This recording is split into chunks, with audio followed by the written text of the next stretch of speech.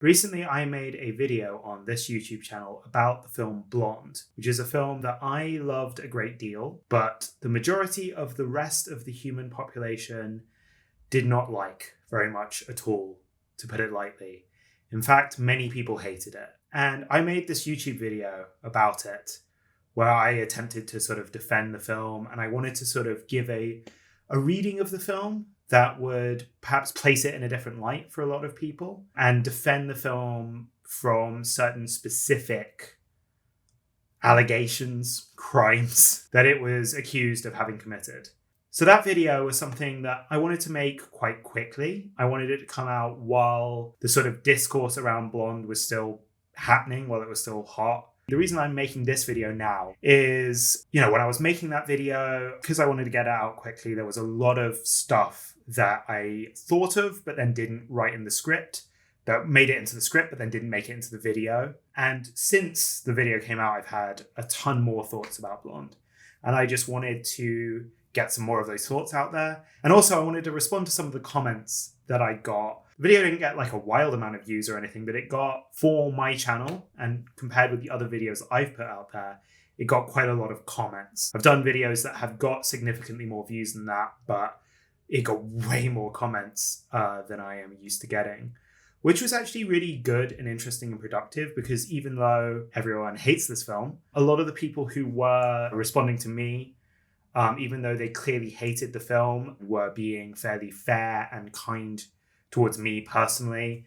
And I responded to some of the comments and actually had what I felt were actually quite nice interactions with people, even people who vehemently disagreed with me. A lot of the conversations ended on a fairly nice note, even though we still disagreed. Even since I put that video out there, I've seen a ton of other YouTube videos that other people have made and spent a lot of time kind of just reading loads of people's responses, interacting with random strangers online, talking about Blonde, just thinking about Blonde all the time. I've got Blonde mania, basically. I'd love to make a video that was kind of more scripted, like a more video essay style thing, like the video I previously made, but something that was just a lot longer and a lot more thought through, and just something that had a lot more research behind it. But that will probably take months to make something like that. So I just want to get this stuff out of me now. One thing I should say about this video is I am probably going to ramble a little bit. If you look at the runtime, you're like, nah, I'm not interested in that. But you want to hear like one or two things I might have to say, I will try and put chapters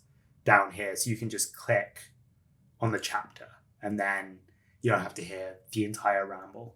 To begin, I suppose the first thing I wanted to say is that one thing that a lot of people have said in the comments they have made, and something that I've seen in loads of responses, are people talking about how the film triggered them or provoked a sort of trauma response. The word triggered, I think, is obviously just in contemporary internet discourse, thanks to a lot of quite awful right-wing people, that word has sort of been distorted in various ways. But like, being triggered is a very real thing. Blonde as a film, part of the reason it's so controversial is it has these very horrible, unsparing depictions of some of the most upsetting things a human being can go through. It's got child abuse and it's got sexual assault. These are a lot of things that a lot of people have experienced in real life. A lot of people, when they watched this film, they felt like the depiction of those things was simply painful to watch for them in a way that was just unproductive. And I suppose I just wanted to start by acknowledging that, and I suppose to say that what I'm trying to do in the previous video and in this video is very much not to say to anyone who had that kind of response that they need to sort of get over it, or they need to give the film another chance, or that, I actually had a few comments from people saying things like, I don't think I can watch this film again. Or, I got partway through and I just couldn't make it. And in some sense, like, I don't necessarily know the context behind those comments, but it almost felt like people were seeing the video and feeling like what I was trying to do is get them to give it another go. And you don't have to. Like, if the film like hurt you in some way, like, seriously, like, I have nothing but like empathy and compassion for that. And I'm not trying to come along and say, well, actually, if I met someone in real life who and the topic of this film came up in conversation, And I was like, I really liked it. And then they said it really triggered some really awful feelings for me because of my personal life experience. I wouldn't then say to this person, oh, well, did you miss all of these themes that the film has? Like, you ought to revisit. Like, that's not what I'm trying to do here. And I suppose for me, I know it's like a very cliched thing to say, but people's interactions with films are fundamentally subjective, really. And I think a lot of the film criticism and a lot of the responses to films that I most admire are when people had an emotional response to the film, and then the sort of analysis is really sort of geared around figuring out why they had that response. That's kind of where I came to my analysis of this film from. Fundamentally, art works on your emotions. And if something just gave you bad emotions in what was for you an unproductive way, and you didn't like the film, that's like both. Like, I'm not trying to say that that's wrong. You can have that. And if you want to say, fuck this film, if you just want to say, I have no time for this film whatsoever, please, fine. That's absolutely fine. Obviously, that's not to say that everyone who liked the film didn't like it because it sort of triggered them or traumatized them. Plenty of people just didn't like it. But I just wanted to acknowledge that because I don't know, the main thing I got is like, there's just a lot of pain out there in the discourse around this film. And I really don't want to like contribute to that pain in any way. Like, I really don't. And I suppose like another thing I want to say kind of on the same note is, I got a lot of comments and responses that were basically, about the fact that I'm a man. The film is very fundamentally about misogyny and gendered violence. And as a man, my perspective on these things is quite fundamentally limited. There's this idea that is sometimes referred to as kind of standpoint theory or standpoint epistemology.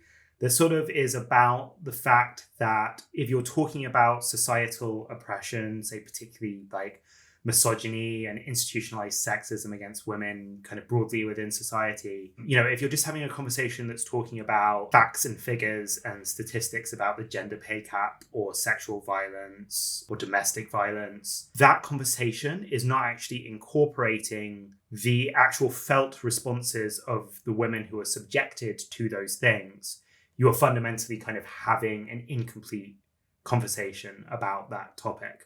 Like, people's felt experiences are a really core part of the objective data that you need in order to sort of talk about a subject like that. Obviously, if you're a man or you're someone who's not part of a marginalized or discriminated against group, you're not going to have access to that set of feelings, probably. Obviously, the world is a very complex place. So when it comes to, say, misogyny, there are certain men who might have had experience of that. For example, like, say, transgender men might have been wrongly perceived as and treated as women and therefore would have been subject to misogyny. But for the most part, like someone like me, like a cis man, like, I don't know what it's like to be on the receiving end of misogyny and systemic gender violence. So my perceptions and anything I say about the subject is going to be from a fairly limited partial perspective. And I'm very aware of that. And I very much understand why certain people kind of made comments that were things like, well, of course a man would defend this film, or I don't have any interest in hearing what a man has to say about this, which I think is fair enough. Like, I don't consider myself entitled to viewers. If someone sees my video and hears my voice and goes, nah, I don't want to hear this guy's perspective, and clicks away, that is a fair response, I think. All I want to say in response to that is my goal in making the previous video and in making this video is, like I said, not to present some kind of objective, definitive statement on the film Blonde that is supposed to overwrite other people's experiences of it. I'm aware I'm coming at this from my own limited perspective, but I do feel like I have a fairly sort of coherent argument that sort of justifies my perspective on the film. And also, I watched the film with two women the first time I saw it, who actually, I think, in the immediate aftermath of the screening, I wasn't sure what I felt about it. And they both were more sure about liking it than I was. And then likewise, since making this video and even before, like, I've noticed that when you look at the people who are defending the film, not that there's that many of them, but the few people who are sort of saying, no, actually, I think this film is great, the gender split is largely sort of 50-50. I've seen a lot of women sort of talking about this film positively in a similar way to how I felt about it. And I've also seen when people have commented on things like only a man would defend this film in the comments, women have like responded to that and said, no, that's unfair. Like, again, I don't want to like, oh, women share my opinion, therefore I have like a shield here. I am very aware that, you know, ultimately I'm just giving my own opinions here. I'm a man. My opinions on these things are limited by that. And if I make any mistakes, or if I made any mistakes in the last video, I very much want to hear if my limited perspective caused me to say something ignorant or offensive. Like, I would like to hear that so I don't keep making those mistakes. So the first kind of big thing that I want to address, and I feel like this is the single most common objection to Blonde, is that the film is very inaccurate to the life of Marilyn Monroe. There's been a lot of criticism that has kind of taken the form of debunkings.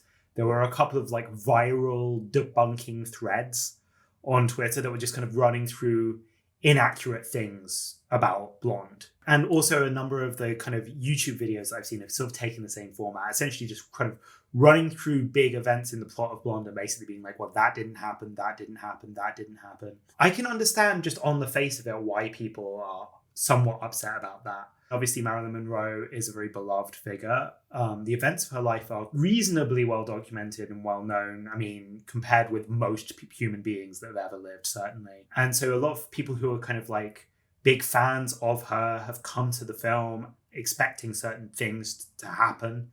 And those things haven't happened. And in some cases, radically different things have happened.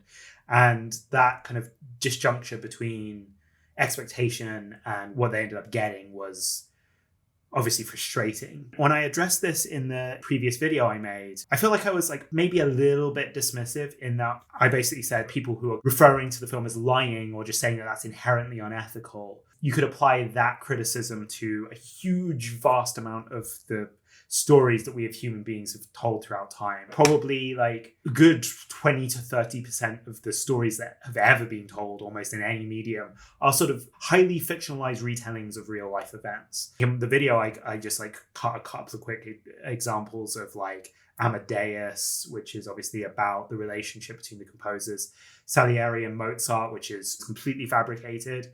It's highly historically inaccurate, but people love it, and it won loads of Oscars and kind of considered a classic film. And then I cut a bit of Goodfellas, which, yeah, again, kind of beloved classic. I also cut a bit of Henry V because, you know, this is obviously not...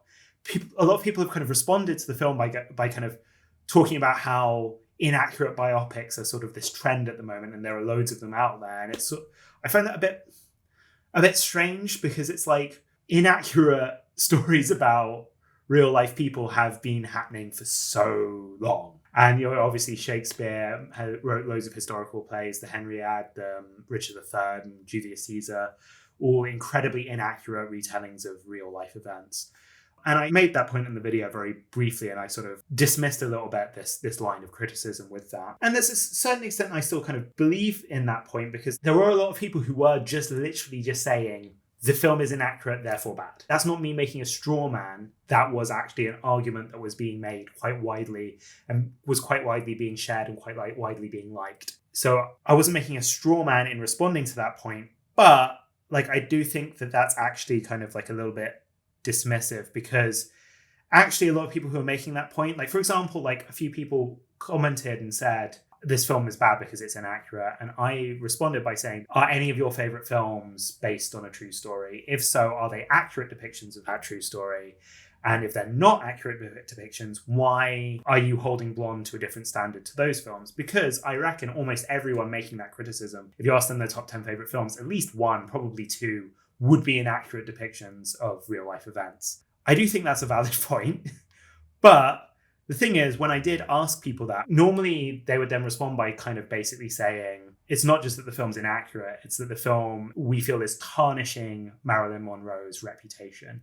It's like essentially a sort of slander on her character. It's like harming her legacy. And in a way, that's a slightly different point, because it's not just that the film is inaccurate, it's that they also feel like it's negative. People aren't so much upset that the film got things factually incorrect. It's just that the way it sort of changed the real life story in their minds and in their view kind of made her a lesser figure in the film than she was in real life. I don't know. I think sometimes people feel the need to sort of ground their criticisms of art sometimes in more objective, factual basis than they maybe need to. And, you know, the point that, for example, the film is tarnishing her reputation, that's something that is like it's always going to be somewhat subjective and going to require quite complex, long discussion. Whereas if you just take the view anything inaccurate is bad, that's a point that can be made very quickly and feels like more solid and objective. Yeah, I don't think that's actually what people's objections were. It's that it was tarnishing her in some way. The fundamental difference that I had in my relationship to the film compared with the people who didn't like the film is, I think, kind of fundamentally that I actually just liked and empathized with the character and felt that I was being invited to empathize with her and felt that she was a very relatable character and I saw aspects of myself in her. And therefore, I felt this kind of connection there between me and the protagonist. I sided with her. I thought she was a good person. Comparatively, a lot of people seem to think the character of Marilyn Monroe in this film compared to the real life person is a sort of morally worse, less intelligent, less resourceful character who they liked less. And they also felt that the perspective of the film was inviting you to judge her negatively as well, which I didn't feel at all in any way. But a lot of people had that response to the film. They felt it was a film about a kind of person that we weren't supposed to like, maybe. To unpack why the version of Marilyn Monroe in the film is the way she is and why she is probably quite different in a number of ways to how the real life Marilyn Monroe was to be around. I'm going to have to take a little bit of time in order to sort of articulate why that's the case and just kind of laying out what I think the general themes of the film are, which may take a little while. And I already did do this to a certain extent in the previous video I made. But as I said, I've had more thoughts about it since then. And I feel like I kind of only really just kind of scratched the surface of what I think the film is kind of getting at and what I think the film is doing. So yeah, I mean, I do think that the people who are criticizing the film both for its inaccuracy and because they feel like the depiction of Marilyn Monroe in the film differs quite radically from how they felt the real life Marilyn was or would have been, I think that they are kind of missing the whole point of the film, to be honest. The sort of core thing that I think the film is trying to be about is this idea of what we would call like a persona. The word persona, I think, has been like widely used by the famous psychotherapist Carl Jung. And persona sort of refers to the version of ourselves that exists out there in the world independently of our own bodies and our own consciousness.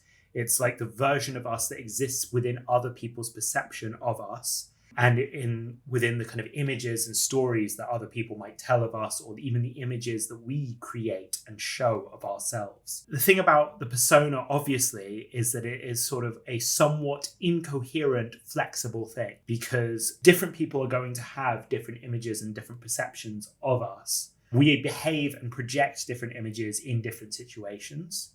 And the image of us that we kind of put out into the world, or that other people perhaps construct of us as well, is something that is a little bit beyond our control. So I think everyone kind of knows the discomfort of sensing that someone's idea or impression of you is radically different than the idea or impression that you wished that you had given.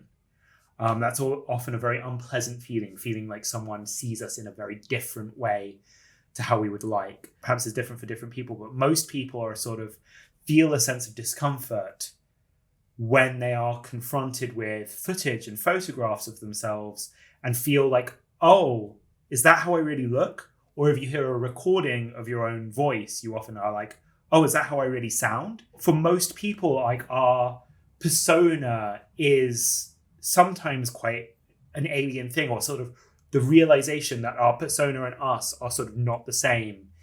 It can be quite a sort of like unpleasant feeling. And obviously the thing to say about our personas as well is that they kind of live independently of us. We sort of create and establish them, but they will continue after we die. Like people's memories of us and the images of us that have been created, or any stories that have been told about us, any recordings of us, like all of those things are going to continue to exist once we ourselves, our body and our consciousness, no longer does. So in some sense, a persona can kind of function almost as a sort of ghost of us, like that which we kind of leave behind in the world. And when you have people who, for example, become famous, say, become celebrities, the construction of their persona is often a lot more deliberate. Most of us maybe construct our personas by kind of mediating our behavior in different social environments. And obviously today, social media and whatnot, we create an image of ourselves that we would like other people to see using technology.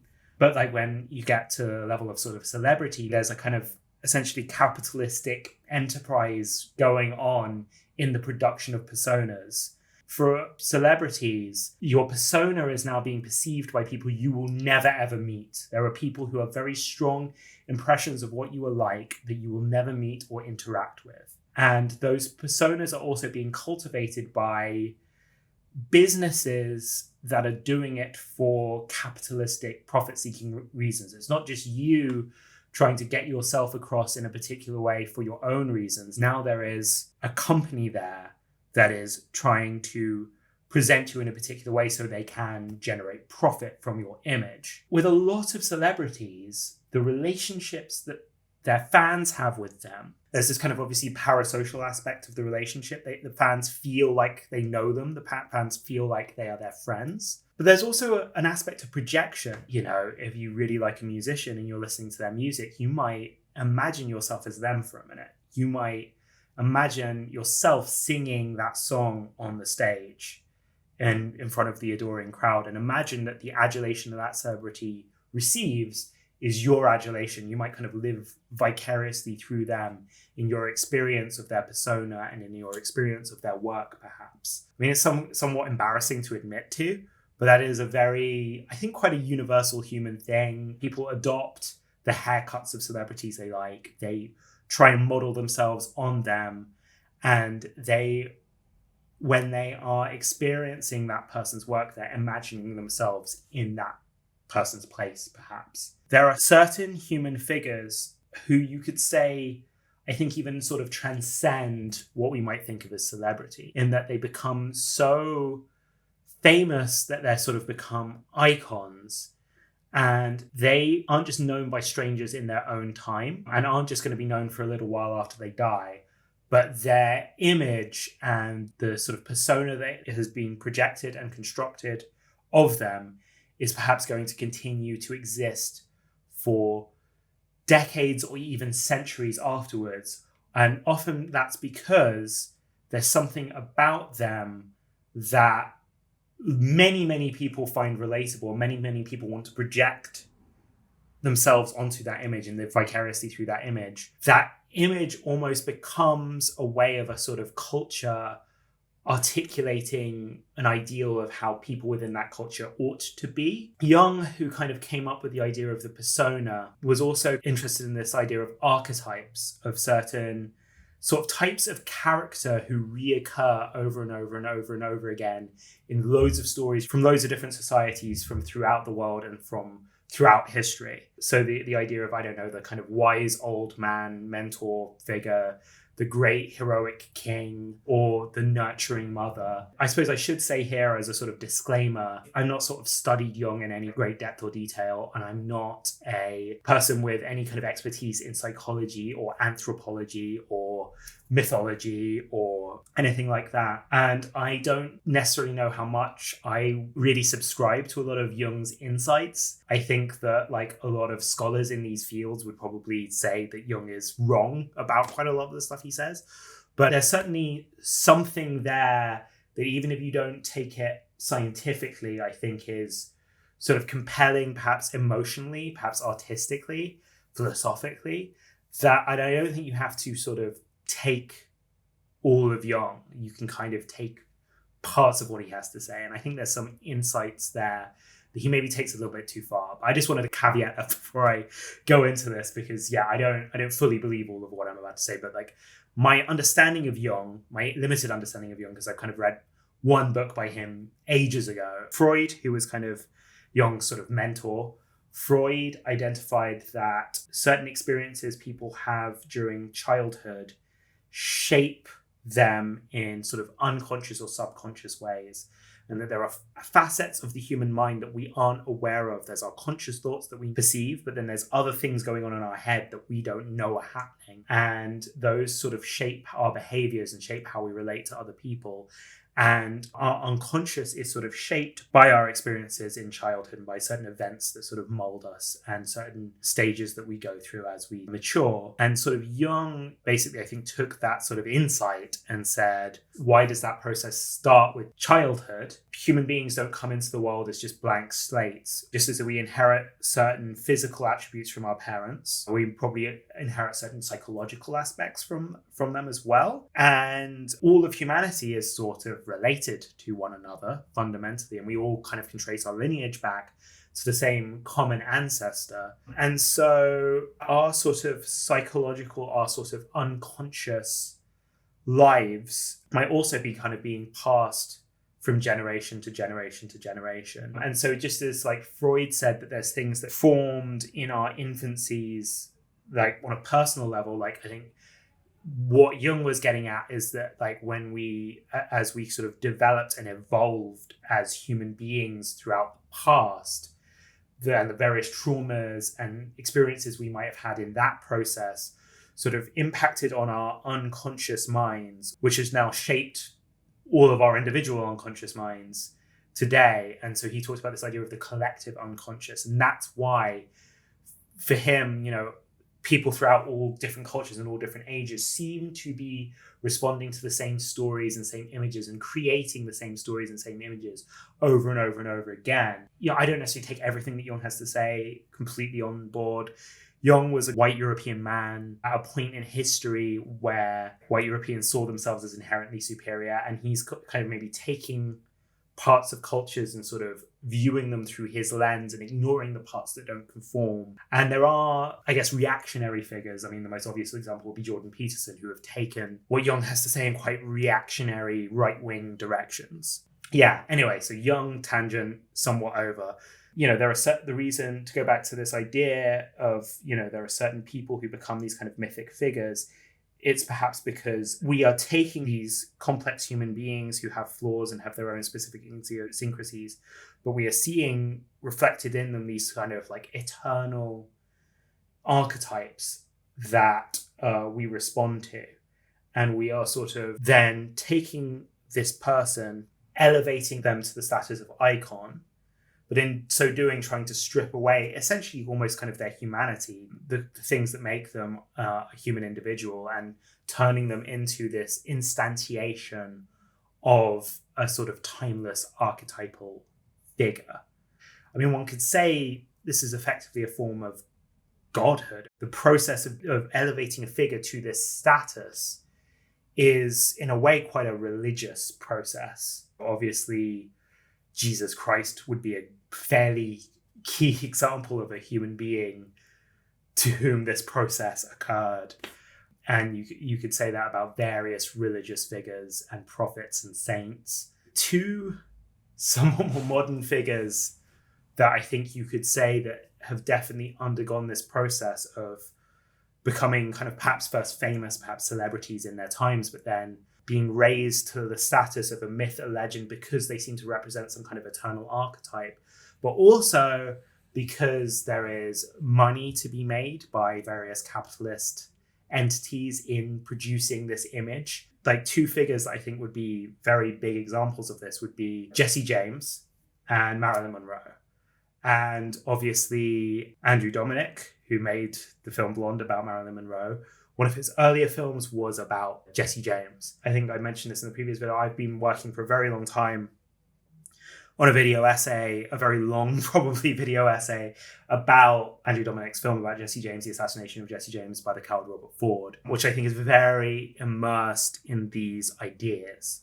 And I think part of the reason that I immediately sort of responded to Blonde in a particular way is because I think Blonde and Assassination of Jesse James are both sort of tackling this theme of what happens when essentially a regular person is raised to the status of myth or raised to the status of godhood, effectively. Both of those films are very much about that, but then both of those films are sort of tackling that subject in radically different ways, using very different formal approaches, very different tones. But yeah, because I was so immersed in thinking about The Assassination of Jesse James by the coward Robert Ford, approaching Blonde through that lens sort of really immediately made me see a bunch of stuff in it and made me understand the character in a very different way to how I think potentially a lot of other people who kind of came to the film maybe missed some of this theming. So in The Assassination of Jesse James by the coward Robert Ford, the film obviously focuses on Jesse James, who is this incredibly famous outlaw who is, I think is even mentioned in the film, potentially the most recognizable, famous American,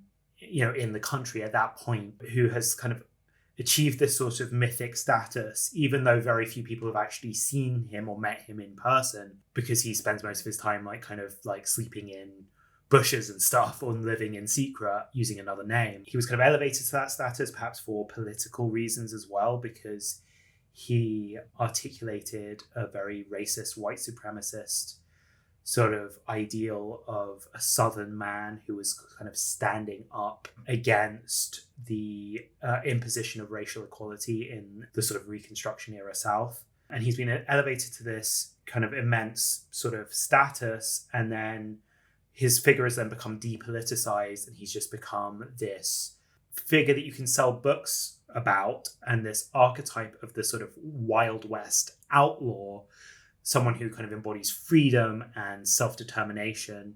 And loads of young boys are out there kind of reading books and newspaper articles about him and identifying and living vicariously through his image. And Robert Ford is essentially the ultimate fan, the ultimate one of these kind of acolytes, these sort of worshippers of Jesse James, who has spent years reading all of these stories and imbibing all of these images of Jesse James and projecting himself onto them, imagining himself in the position of being that heroic figure. And he wants to become a similarly mythic figure. He wants to sort of supplant or replace Jesse James in the cultural imagination and achieve that status. And so that's kind of like the core conflict in the film. And there's this kind of sense in which that almost like the Jesse James persona, the Jesse James myth, the Jesse James legend has become such that like the existence of the actual human being, Jesse James, the actual body and consciousness of Jesse James, can only actually kind of harm and detract from the image. It needs to be destroyed so that the image can kind of live on. So yeah, I think that's a very interesting, thematically dense film. I need to stop talking about it because I'm going to eventually do a whole video about that, hopefully at some point soon. But basically, the way Andrew Dominik sort of decides to explore this theme and his kind of approach to it, in my opinion, and I feel like a lot of people sort of miss this aspect of it, but I think the film is not really sort of a psychological thriller about an obsessive fan killing their idol, which is how I think a lot of people read it. I think it's a ghost story. It is a film that is very much telling you about events that already happened a long time ago in the past tense. And the main characters aren't Jesse James and Robert Ford. It's their kind of like the ghosts, memories, the personas of them that have like lived on after their deaths. The film specifically has all of this sort of sepia-toned imagery, and there are these shots that kind of use these old, strange, distorted lenses that create this kind of blurry vignette that give the sense of almost like you're watching an old photograph being brought to life in some sense. There's a voiceover that's kind of always talking in the past tense, and sometimes the voiceover talks about things that haven't happened in the film yet, as if everything in the film has already happened a really long time ago. There's no suspense or tension about what's going to happen next. It's all set in stone. We are seeing a reenactment of a past event. I mean, we literally see Jesse James being shot by Robert Ford gets reenacted on stage in the film itself. There are various characters at various times who are kind of made up to almost look like ghosts and act almost like ghosts. It's a very melancholic film. It's a very slow, contemplative film. And I think it is supposed to be this kind of ghost story. It's supposed to be about that which lives on of you after you die, the persona. And that's what that film is sort of about, and that's what it's doing. But I think like a lot of critics at the time, even those who liked it, sort of didn't quite get that and were like, why is this Western that's supposed to be a sort of psychological thriller, why is it so slow? And why does it have these weird shots? What's this style over substance stuff? And now to talk about Blonde at last and what Blonde's doing. There's been a sort of similar response, because I think Blonde, people are like basically saying like, so this is a biopic of Marilyn Monroe, right? Why is it filmed in all of these weird ways? And why does this character not act how we think Marilyn Monroe should act? And why do a bunch of events that we know didn't happen, why do they happen in the film? And I think the answer to that question is because, like the assassination of Jesse James, it is not about Marilyn Monroe. It is about the persona and myth of Marilyn Monroe, that which has survived after her death. It has a similar sort of ghost story element to it.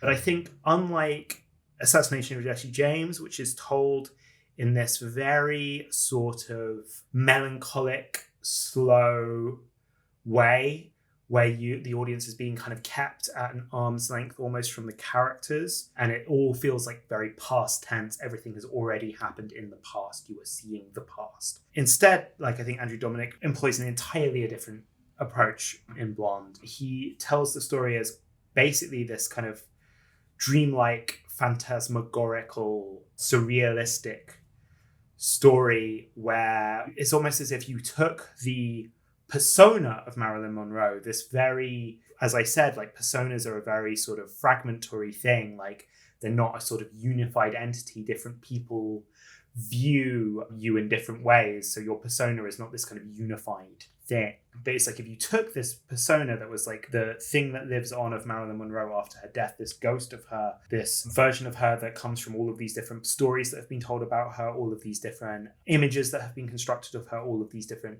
memories and perceptions of various people who knew her, had of her, these very partial, fleeting things. What if you took that persona and sort of tried to tell a story almost from its perspective? I mean, in a way, there's a sort of an absurdity there, because like personas by their very nature don't have a perspective. They are that which is perceived. But I think that's kind of what the film is trying to do, which sounds like a very highfalutin, very bizarre thing for a film to do. But I think that's what the film is trying to do.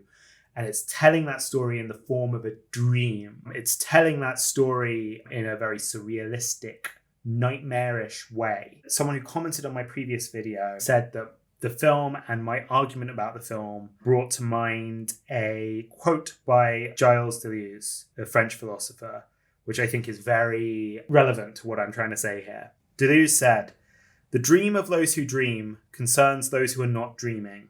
Why does this concern them? Because as soon as someone else dreams, there is danger.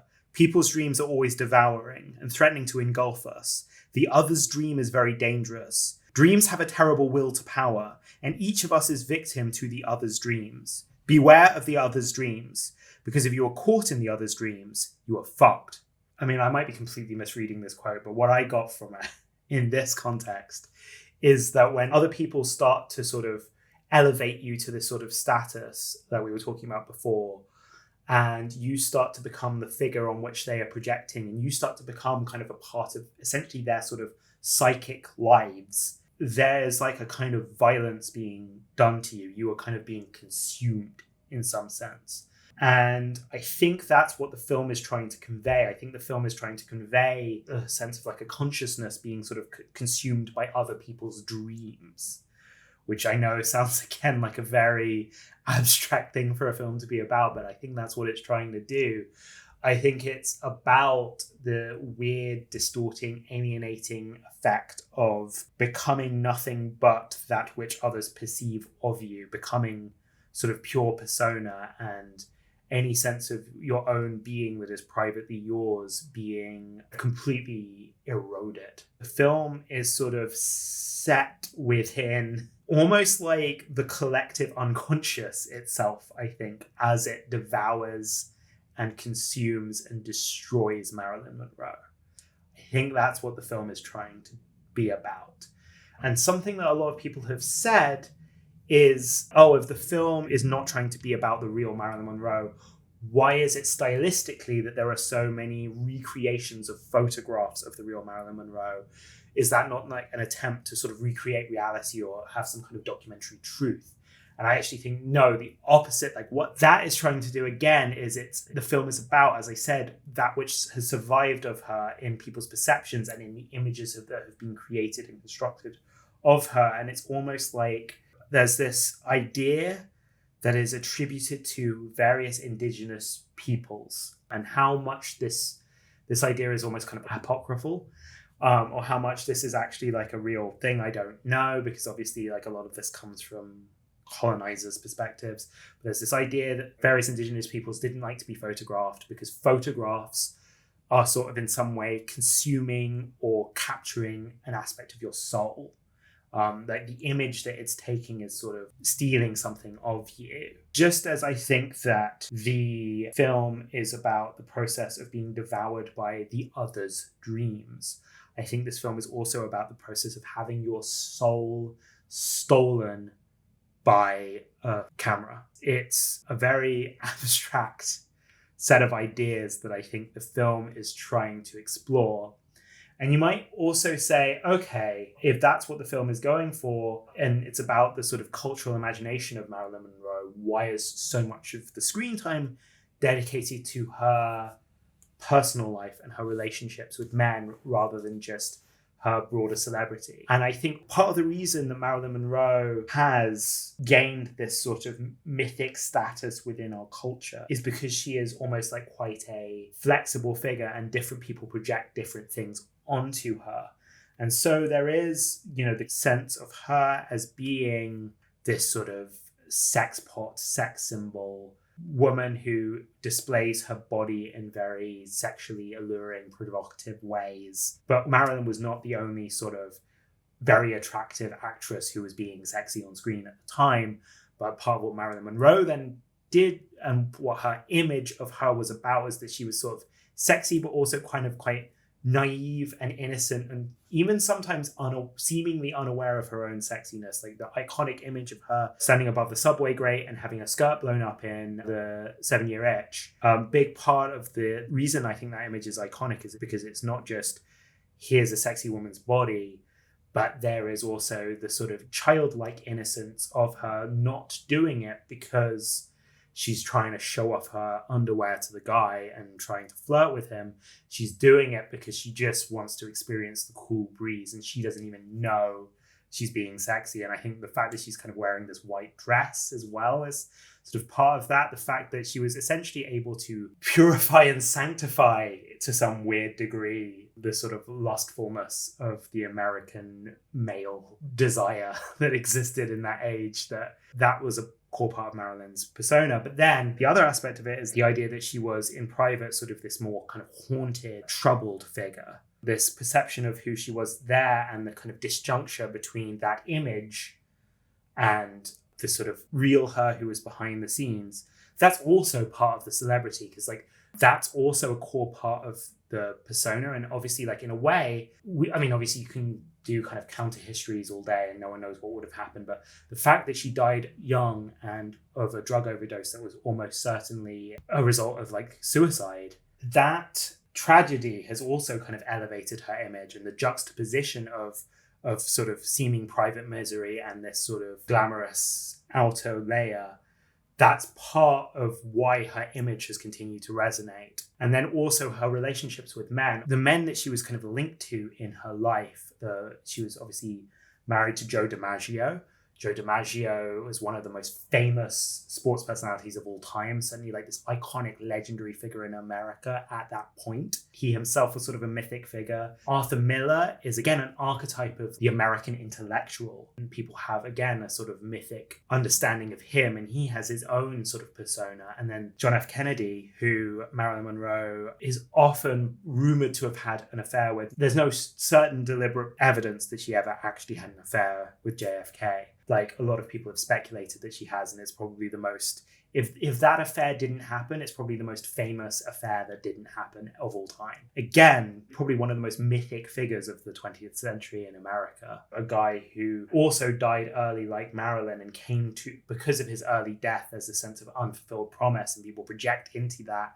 And there's almost like a mythological understanding of JFK's death is the reason that America went in the direction it did, and we would have had a far more pure, noble America would have existed if only JFK had continued to live.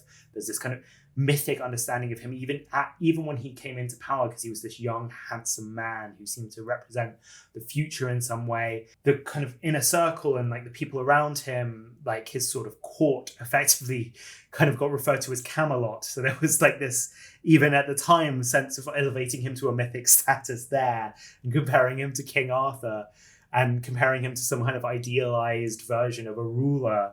So these are all equally mythic figures to Marilyn. So the reason that the film is about the dark aspects of her private life and about her relationships with men is that these are as much a part of her persona and her lasting cultural legacy as the sort of film roles and as the sort of image of her that was constructed through studio publicity. There's, in a sense, the sort of counter narrative of her as this more tragic figure is also part of the mythology. So I feel like what the film is trying to convey is that there are all of these different contradictory images of Marilyn Monroe that exist out there. She means so many things to so many people. They project so many things onto her.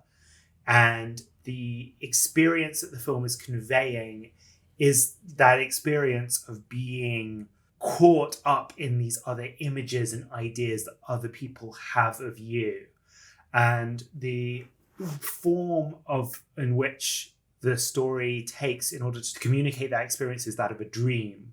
Because as I mentioned in the previous video, for me at least, in my dream life, and I feel like for maybe some other people too, dreams can often, feel like strange, incoherent experiences where you are suddenly being thrust into these unfamiliar situations, but then the landscape around you and the location you're in and the people who are around you are all constantly in flux, and your own identity is in flux, and your sense of self changes, and the way you behave might not be how you behave in your waking life, and how you think of yourself might not be how you think of yourself when you're awake. Your brain is sort of making you live out strange alternate realities, and you maybe often in dreams, I mean, there are some people who lucid dream and can control their dreams maybe, but for a lot of us, dreams, you are in some ways somewhat helpless. Certainly in nightmares, a common feeling in nightmares is a feeling of helplessness, a feeling of disempowerment. A lot of nightmares, people are like paralyzed in place, or like they're like trying to attack something, but they can't like do any damage to it, or they're trying to run and they can't move. Like nightmares are very much often about helplessness. And in the film, Marilyn Monroe is like, okay, suddenly she's in this picture, suddenly she's in this film, suddenly she's in this relationship. And there's loads of references in the dialogue to her. She talks about life as if she's playing roles. And she talks about how life is like a scene that she has to play. Or at one point she even says, like, any role can be played. And she is like constantly being kind of thrust into these unfamiliar situations, and then almost like an improv actor who's been given prompts, reacting to them. And she's being thrust into different people's views of her, and she has to like adjust who she is to their expectations all of the time. The character of Marilyn Monroe in the film has very, very little autonomy. She is somewhat helpless. She is something of a victim. The idea is not trying to say that is what the real life Marilyn Monroe was like. It's not trying to say that's how she behaved. The film is trying to be about the process of being absorbed by other people's images and ideas of you, and like a collective cultural imagination of you. It's about, like I said, having your soul being stolen by a camera. And so I think the film tips us off to this in the fact that there are so many hallucinations in the film. Like suddenly, when she's filming Don't Bother to Knock, she has a hallucination of her mother. When she's having the abortion for the first time, all of a sudden she kind of gets up and runs away and runs through the corridors of the hospital, and then she's in her childhood home and it's on fire, and obviously that's supposed to be a sort of dream. A lot of sort of, I guess, normal scenes sort of give away to sort of dream-like imagery. I think the film deliberately doesn't kind of clue us into, okay, she's dreaming at this point and she's awake at this point. She's dreaming at this point, she's awake at this point. There is one moment where you kind of see her wake up and go, oh, it was all a dream, after like later in the film, she's dreaming that she's being forced to have an abortion a second time. But immediately after she goes, oh, it was all a dream, she gets up and then she's covered in blood as if that had actually happened to her. You know, there's that moment very early in the film where she is in this sort of acting class. Then we see other stuff happen and then we suddenly return to her screaming in that acting class. And you kind of are deliberately destabilized of like, wait, actually was what was happening in between last time we saw her in the acting class and now all just kind of part of her dream or imagination there. And the film often sort of all of a sudden will suddenly cut and we're in the middle of a situation, and at first we think it's Marilyn Monroe, but actually we suddenly find out it's her playing a character in a film. The film does that a few times. This sort of merging of states, never knowing what's a dream, what's real, never knowing what's a film, what's not. Feeling like life is as much of a performance as film is. All of this sort of conscious and unconscious being kind of mixed together. Like this is a sort of dream film. It's a surrealist film. It is not supposed to be intended as a literal depiction of the events in Marilyn Monroe's life. And this character, as I keep saying, not Marilyn Monroe. It is this sort of weird fragmentary dream consciousness that we are kind of having this experience with, but who is given sort of, I guess, a sense of coherence, and we're supposed to kind of empathize with through Ana de Armas' performance. She kind of, I think, is still supposed to be the sort of thing that kind of pulls us through, and her performance is so sincere and so emotive and so on the surface. Even though this film is very abstract, I think that sincerity is the sort of emotional through line of the film, at least it was for me. Even if you look at like the opening scene where it's her as a child, like there's so much going on in that scene that's sort of cueing you into it's supposed to be like a dream or a memory or an imagined scene. The way the whole kind of like fire, when they're driving into the sort of forest fire, the way that shot and like the heat is like distorting their faces. Like the fact that like at one point the apartment they're in seems to be on fire. And I don't think that's actually meant to be literally the case that the apartment is on fire. It's more about how things felt. Like so many scenes are sort of expressionistic. They're about how things felt, not like how they were. And the other aspect of this film, I think, is that there's almost this psychodrama element of it, where a psychodrama is basically like a form of theatre that's used as a therapeutic tool, whereby patients and psychologists may construct a performance together where they kind of act out perhaps a traumatic event from a patient's life, perhaps in group therapy with other patients sometimes. But when they act it out, the idea isn't necessarily to perfectly recreate it. Is often to actually act out the thought processes themselves and to take the inner unconscious things and make them conscious, and act out how perhaps things felt rather than how they were. The sort of acting school sequences also kind of are evocative of that as well to a certain extent. As I said at the beginning, I feel like people who are coming to this film and saying, that's not Marilyn Monroe, that's not what Marilyn Monroe's life is like, that's not how she acted, you know, are somewhat missing the point. Now, let's say you buy that. You buy my interpretation of the film, which maybe you don't buy that. But let's imagine for a second you do. A lot of people still might say, okay, it's a very dreamlike, surrealistic film, not supposed to be like real life. However, it's still taking a real woman's real life and turning it into this series of concepts. It's, you know, creating another image of Marilyn Monroe that's perhaps the same as the very kind of works that it's perhaps implicitly criticizing, or the very process that it's perhaps implicitly criticizing. Even if the film is using these sort of stylistic elements to clue you into the fact that it's supposed to be a dream, that it's supposed to be not taken literally, that there's these hallucinatory elements. There's still a kind of ethical issue there. You've still taken an actual real woman's life and done this with it in a way that might give other people a sort of false impression of what her life was like. People might come away thinking that some of these events that happened in the film did actually really happen in real life. And people might come away with a bad impression of Marilyn Monroe. That's like a really big thing that people seem to think that this film is gonna. People are really worried that someone who doesn't know much about Marilyn Monroe might come away thinking the wrong things about her, I guess. Just because the film is a fictionalization and because it's a surrealist work doesn't mean it has the right to do anything. I mean, I think there is a point to be made there. I was talking earlier about just criticizing for something for being a fictionalization of a real event is sort of absurd because that's such a common thing that humans have done forever. But in a way, like the straw man argument of you should never make a fictionalized version of a real event, that's one extreme. And I suppose another extreme would be, as long as you say it's fiction, anything's fine. You can get away with anything you want.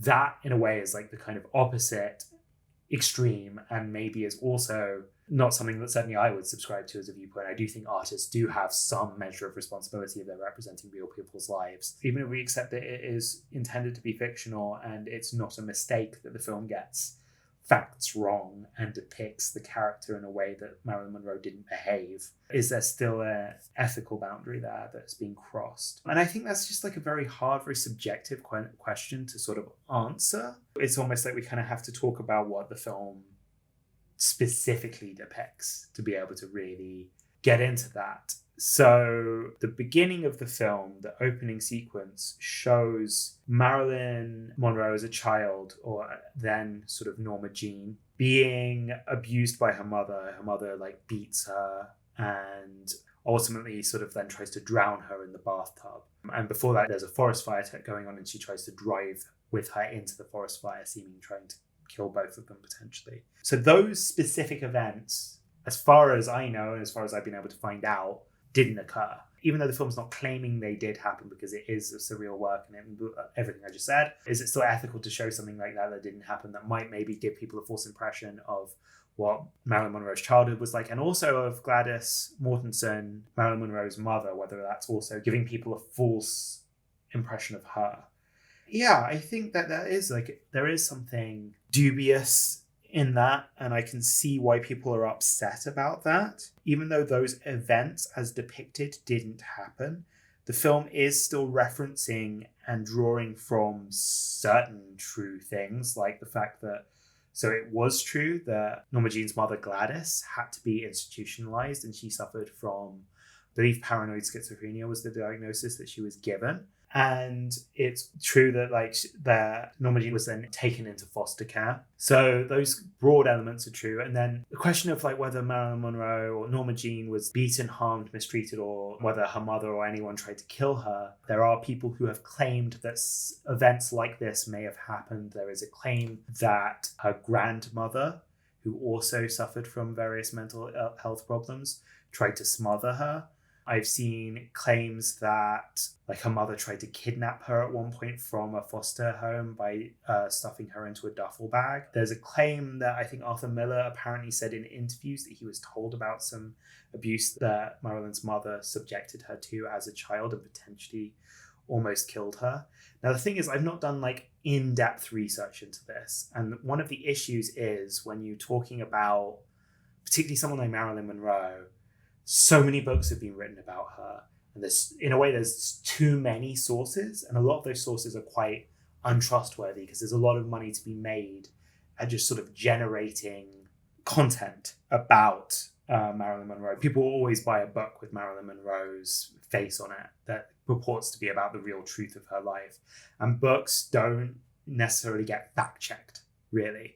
So people can especially since they're talking about people who are dead, they can claim sort of whatever they want. How seriously to take these sources, I honestly don't know. As far as I can tell, there are quite a few sources about Marilyn Monroe, or Norma Jean as she then was known as a child, experiencing some pretty rough abuse at the hands of either her mother or other maternal figures. I mean, including some of the foster mothers who took care of her, I think were very at the very least, emotionally distant, emotionally abusive towards her. I think that's been pretty well established as well. And I think she even talks about that in her own autobiography. I feel like the scene that we see in the film, yes, it's a sort of imagined scene.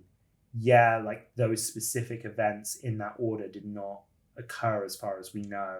But it is speaking to and relating to certainly like the perception of what her childhood was probably like in the eyes of various authors. And as I said, the film is about that perception and persona of Marilyn Monroe and the sort of orphan girl, mistreated, neglected, abandoned by her mother is like a kind of core part of the mythology of her. But like it seems as though fairly similarly traumatic events may well have happened in her childhood.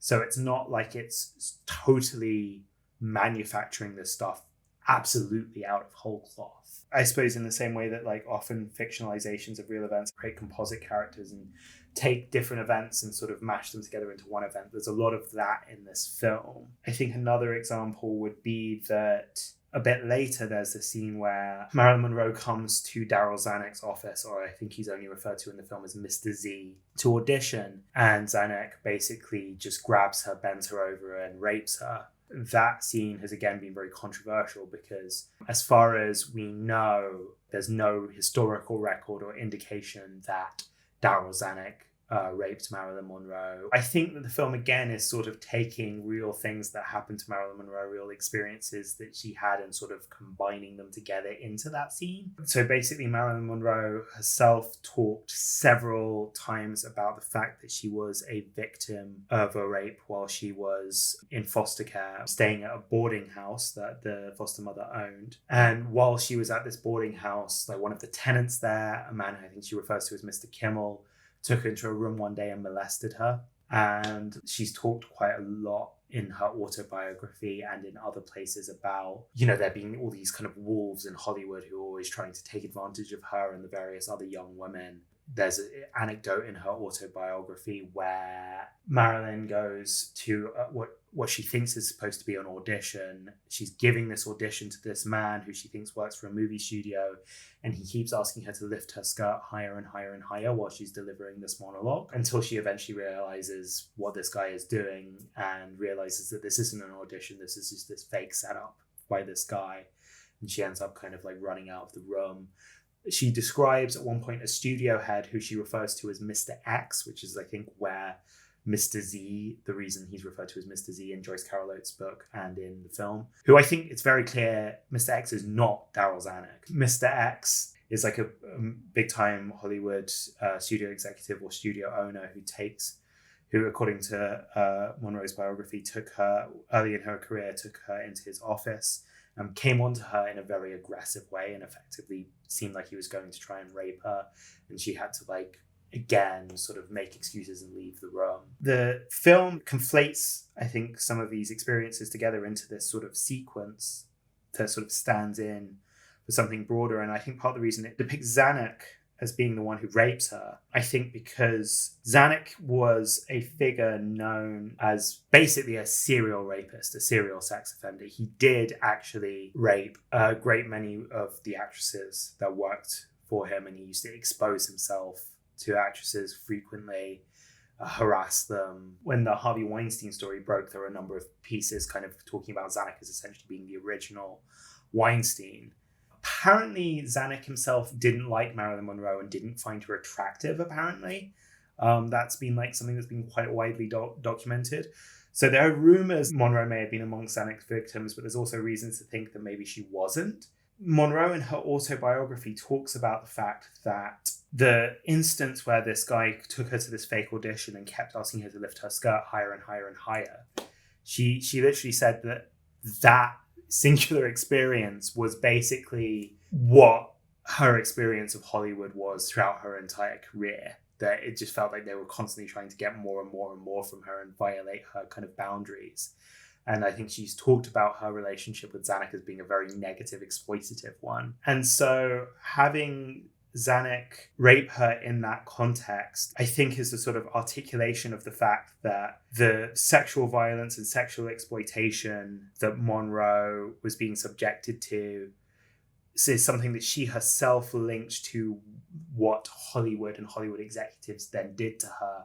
So just having the same figure be the one who does both, I think is a way of sort of combining and conflating those experiences. And also, I think having Zanuck be the one who rapes her, I think there's a lot of stuff in here that speaks to not just what Monroe went to and the stuff that happened in Monroe's life, but broadly the experiences of a lot of Hollywood actresses at this time. I think it does draw a little bit here and there from kind of other actresses' experiences. And because Zanuck was this kind of serial predator, I think that's kind of why he's positioned there. Again, I'm not going to say that it's like artists should be able to do whatever they want. I get why people are uncomfortable with this depiction of this sequence in this way, and the fact that it's inaccurate. But it clearly, again, it's not something that's just thrown together whole cloth for no reason. It's drawing on real experiences that the real woman had, but also it's sort of simplifying and creating composite sequences to help articulate a broader theme, which is something that most sort of films that are sort of telling a story like this will kind of tend to do. The fact that it's about sexual assault, this really horrifying thing that a lot of people in the audience may have experienced, and therefore is something that probably needs to be dealt with an extra level of absolute sensitivity. You know, I can see why any sort of fictionalization around such a thing is going to provoke this unease. I do think that another thing that is different between, say, Marilyn Monroe's stories about these kinds of events happening to her in her life and the way they're depicted on screen in this film is that Monroe talks about basically when she's being sort of attacked by these men, fighting back. And that's something that the Marilyn Monroe in the film doesn't do. And something that a lot of people have said about this film is it presents her as being sort of this passive victim, which the real Monroe wasn't. And I think there's probably an extent to which that is true. The real Marilyn Monroe had more resources and capability of standing up for herself. You know, in her telling of the guy taking her to this fake audition, I think she talks about punching him in the face, maybe.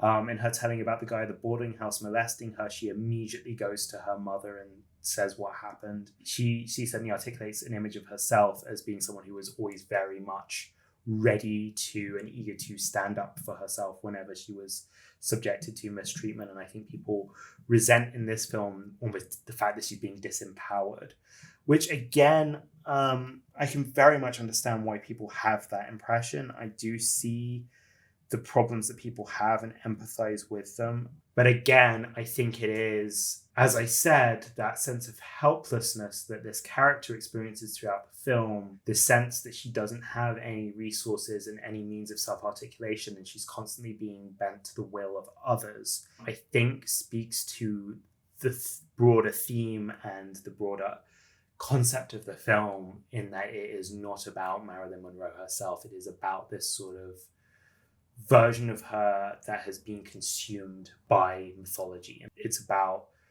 her having been cannibalized and transformed into this sort of dream that is being lived out in the kind of collective unconscious and the collective psychic imagination. And that's the helplessness that this character constantly feels. Again, I don't think is supposed to be a comment on the idea that Marilyn Monroe was some kind of weak person. Something does make me feel a little bit uncomfortable about the way people are sort of throwing the word victim around. People sort of seem to be implying that, like, if you get abused in some way and you don't do a good enough job of surviving, that makes you in some way weak. That's the kind of implicit idea behind a lot of the people who seem to be complaining about this depiction of Marilyn Monroe, which is an idea that I find very discomforting, I suppose. Another thing that the film depicts is her kind of struggles to have children, her having an abortion at one point and then later having a miscarriage, and then potentially having another abortion even after that, which the reality of that sequence, I think, is almost most in doubt of anything in the film. I think that obviously that's been one of the most controversial aspects of the film. People are very, very upset at the idea of her being shown having an abortion because there isn't any historical record of that having happened. And a lot of people have said, look, this, Marilyn Monroe in real life really, really wanted children. And so depicting her as having had an abortion is like additionally disrespectful because of that. There are kind of rumors and speculations about her having had secret abortions at some point. There are sources that claim that. Whether those sources are reliable or not, I don't know. As I said, books aren't fact-checked. Lots of people claim a lot of things. I think that the idea that the film's going for is obviously with this abortion sequence that happens earlier in the film, essentially the studio wants her to have an abortion so she can appear in Gentlemen Prefer Blondes. Initially, she wants to keep the baby. Then she has this sort of back and forth process where she kind of talks to her mother and is sort of saying to her mother, oh, it was so good that you kept me and that I was able to live and that you didn't abort me. But as she's saying that, she's seeing these images of abuse in her head and seeing what her mother did to her and these flashback moments. And then she talks to a doctor and asks whether like the condition that her mother had is hereditary and whether it could affect her or her kids. And there's this sense of, this fear of wanting to avoid recreating the abuse that she suffered, but also wanting to sort of save her future child, and in doing so, save her past self. And she has like a number of kind of hallucinations of the fetus inside her. And again, some people have talked about those images of the child being sort of medically inaccurate, which again, I think like they aren't supposed to be an accurate depiction of what's going on inside a woman's body. They're supposed to be part of this dreamscape, like hallucination, part of this imagined world that as everything in the film is. And she kind of goes back and forth on whether she wants to have an abortion or not. Ultimately ends up kind of in a car on the way to having one, and then changes her mind and then is forced to get one by the studio. As I mentioned in the previous video, it was actually quite a common practice. My understanding is at the time that film studios would force actresses to have abortions because they didn't want them to have to take time off work and they didn't want them to be pregnant. They were essentially making money off these women being sexually attractive to a male audience, and pregnancy might disrupt that in some way. Essentially, studios exerted a very absolute control on the bodies of the women that starred in these movies. I mean, there's stories about not just like people being forced to have plastic surgery against their will, being forced to have all kinds of procedures to sort of maintain what was considered a sort of ideal female form in that period. These sort of forced abortions were sort of part of that control over women's bodies to try and keep them sexually appealing to a male audience, and also to, obviously just make sure there was no interruption to their work schedule so they could keep cranking out more and more images to be consumed. Even though, like, in today's world, people being forced to have abortions, I mean, certainly in America right now, say, I don't think people being forced to have abortions against the will is some kind of mass systemic problem, whereas people being denied abortions is a mass systemic problem. But in both cases, what's happening is a patriarchal system exerting control over women's bodies. And I think the commentary that's happening in this film here, even though it's a woman being forced to have abortion instead of being forced not to have one, it's still the same patriarchal control being exerted. It's just in a different cultural context. In addition to the studio who wants Marilyn Monroe to be skinny and sexually available, and this idealized, sexualized image of femininity, there's like Joe DiMaggio, and the letters that she's receiving from her father are sort of communicating a more old-fashioned, traditional image of femininity, of woman as wife and mother, and as being innocent and pure.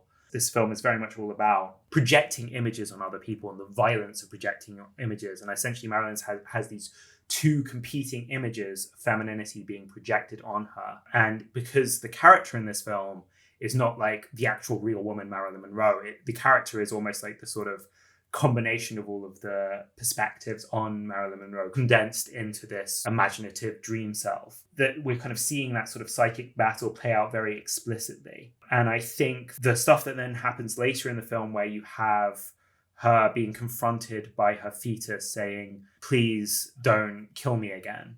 That scene, which is probably the most controversial scene in the whole film that a lot of people have interpreted as being pro-life. To me, my immediate sort of response to that scene, and I know that obviously this might be another thing where because I'm a man or because I don't have a uterus, I don't have to worry about access to abortion. I don't have skin in the game in the same way that people who have uteruses do. My response to this is limited by that. And I'm not trying to say that my response is the correct one, but my response to that sequence in the moment as I saw it was not, this film is trying to convey that Marilyn was a terrible person for having got an abortion, because she literally didn't, it was performed on her against her will. To me, this was, the baby was supposed to be almost like a kind of manifestation of internalized misogyny and guilt that had been sort of imbued in her by this kind of other image of femininity that was being forced upon her, the more traditionalist one, and the sort of pressures of those two things competing is kind of what this narrative is about. And this sequence in particular, you know, the child in this context, that this sort of like weird CGI fetus, I read it as being like a very unsettling, unpleasant piece of imagery. She's obviously not that pregnant, but there's this fully formed baby there on screen. And it has this kind of like weird, creepy voice that you kind of hear kind of coming out of nowhere. I mean, like one critic actually compared it to The Last Temptation of the Christ, basically where Jesus is out in the desert and he's confronted by various animals that don't move their mouths but sort of speak with this kind of disembodied voice that's obviously Satan coming to tempt Christ. And yeah, I mean, that imagery, especially, like, I think that is very present there. I mean, I think the baby is almost like this kind of dark, almost satanic figure. There's the fact that they're in this garden. Like, again, the baby is sort of almost like the snake in the Garden of Eden. It's sort of like Satan tempting Jesus in the Garden of Gethsemane. I think that kind of religious imagery is being sort of drawn upon. I think the excessive, almost kitschy, idyllic, paradise, pastoral nature of that, the imagery in that sequence, both just in terms of like the baby itself, but also the kind of beauty of the garden that she is in, is supposed to be sort of like effectively too ideal to the point where it feels excessive and to the point where it feels discomforting, sort of in the same vein as things like The Wicker Man and Midsummer utilized kind of bright, beautiful sunshine and flowers in an unsettling manner. I think that's what that scene is sort of doing. To me, you're not supposed to be taking in from this scene like, oh, she's terrible for having killed her baby, she needs to keep this one. I don't think that, I honestly don't see how anyone could get that message from the scene. Like, I know, as I said, maybe it is me being a man, not being subjected to this kind of propaganda on a day-to-day basis, maybe means my reading of it skewed in some way. But it wasn't like I liked the film and I was trying to come up with some kind of like contrapuntal reading of it because I don't want it to be pro-life. I just didn't see it that way. The scene feels like essentially a sort of horror movie sequence where you're supposed to see this baby as this very unsettling, horrible thing. And it's a manifestation of the way patriarchy and misogyny has ingrained itself into this psyche. Later, Marilyn Monroe trips and she ends up having a miscarriage. Marilyn Monroe was sort of known to have suffered from a condition called endometriosis throughout her life, which is speculated to have caused the miscarriages that she did have in real life. And it's a chronic condition that a lot of women suffer from that causes them a great deal of pain. And it's also something that, because of misogyny within society and within medicine, it's something that's kind of gone underdiagnosed and undertreated. And I think in the last few years, there's been a sort of greater degree of scrutiny of that. There are some people, from the sounds of things, especially I've heard this come up in comments a lot, that were hoping that, as Marilyn Monroe is kind of a famous person who had this condition, that they were hoping that there would be some kind of reckoning with that in the film. And again, like, a lot of people have been like, she really had a miscarriage because of endometriosis, of claiming that she tripped on a beach and that's why it happened, is also kind of blaming her. And I didn't get that from the film at all. Like, again, everything about the way that sequence is shot very much feels like a nightmare. Like, people are like, this scene's unrealistic. I think the scene is knowingly unrealistic. It's supposed to feel unsettling and dreamlike, and it's not supposed to be an accurate depiction of the events. There's the whole thing of like she's screaming to be heard and no one can hear her, which again is that's a thing that happens to people in nightmares a lot. There's the fact that the scene ends with like photographers suddenly arriving on the beach in this transition. Again, like the contrast between very idyllic imagery and then very nightmarish imagery, like with the sort of garden sequence, I think is very present here as well. It's supposed to be unsettling. There is this sort of guilt being invoked here because the miscarriage happens as a result of her tripping over. This is provoking a guilt response in her, but I don't think the film is endorsing that and saying that it is her fault that she had a miscarriage and she should feel guilty because she's clumsy. Like, I don't see how anyone could get that from the scene. I think instead of it making it an illness, making it this sort of arbitrary event that she feels responsible for is again sort of underlining the internalized misogyny and guilt, underlining this sense of this being a sort of nightmare and this sense of her being sort of helpless. The other sort of big controversial event in the film that people were very upset by is the sort of depiction of JFK raping Marilyn Monroe. This is again an event that there is no historical record of this having happened. It's a fictional or very least speculative event. And again, I very much understand why people feel this discomfort around sort of the invention of a trauma that probably didn't happen. And then there's also some people have complained that it is also effectively tarnishing JFK's image and JFK's memory. So obviously JFK and Marilyn Monroe are very, very, very widely speculated to have had an affair with one another. You know, the pop cultural linking of those two figures is something that is not being invented by this film. That's, you know, it's a very famous affair that even though there's no evidence that it occurred, it's widely believed to have happened.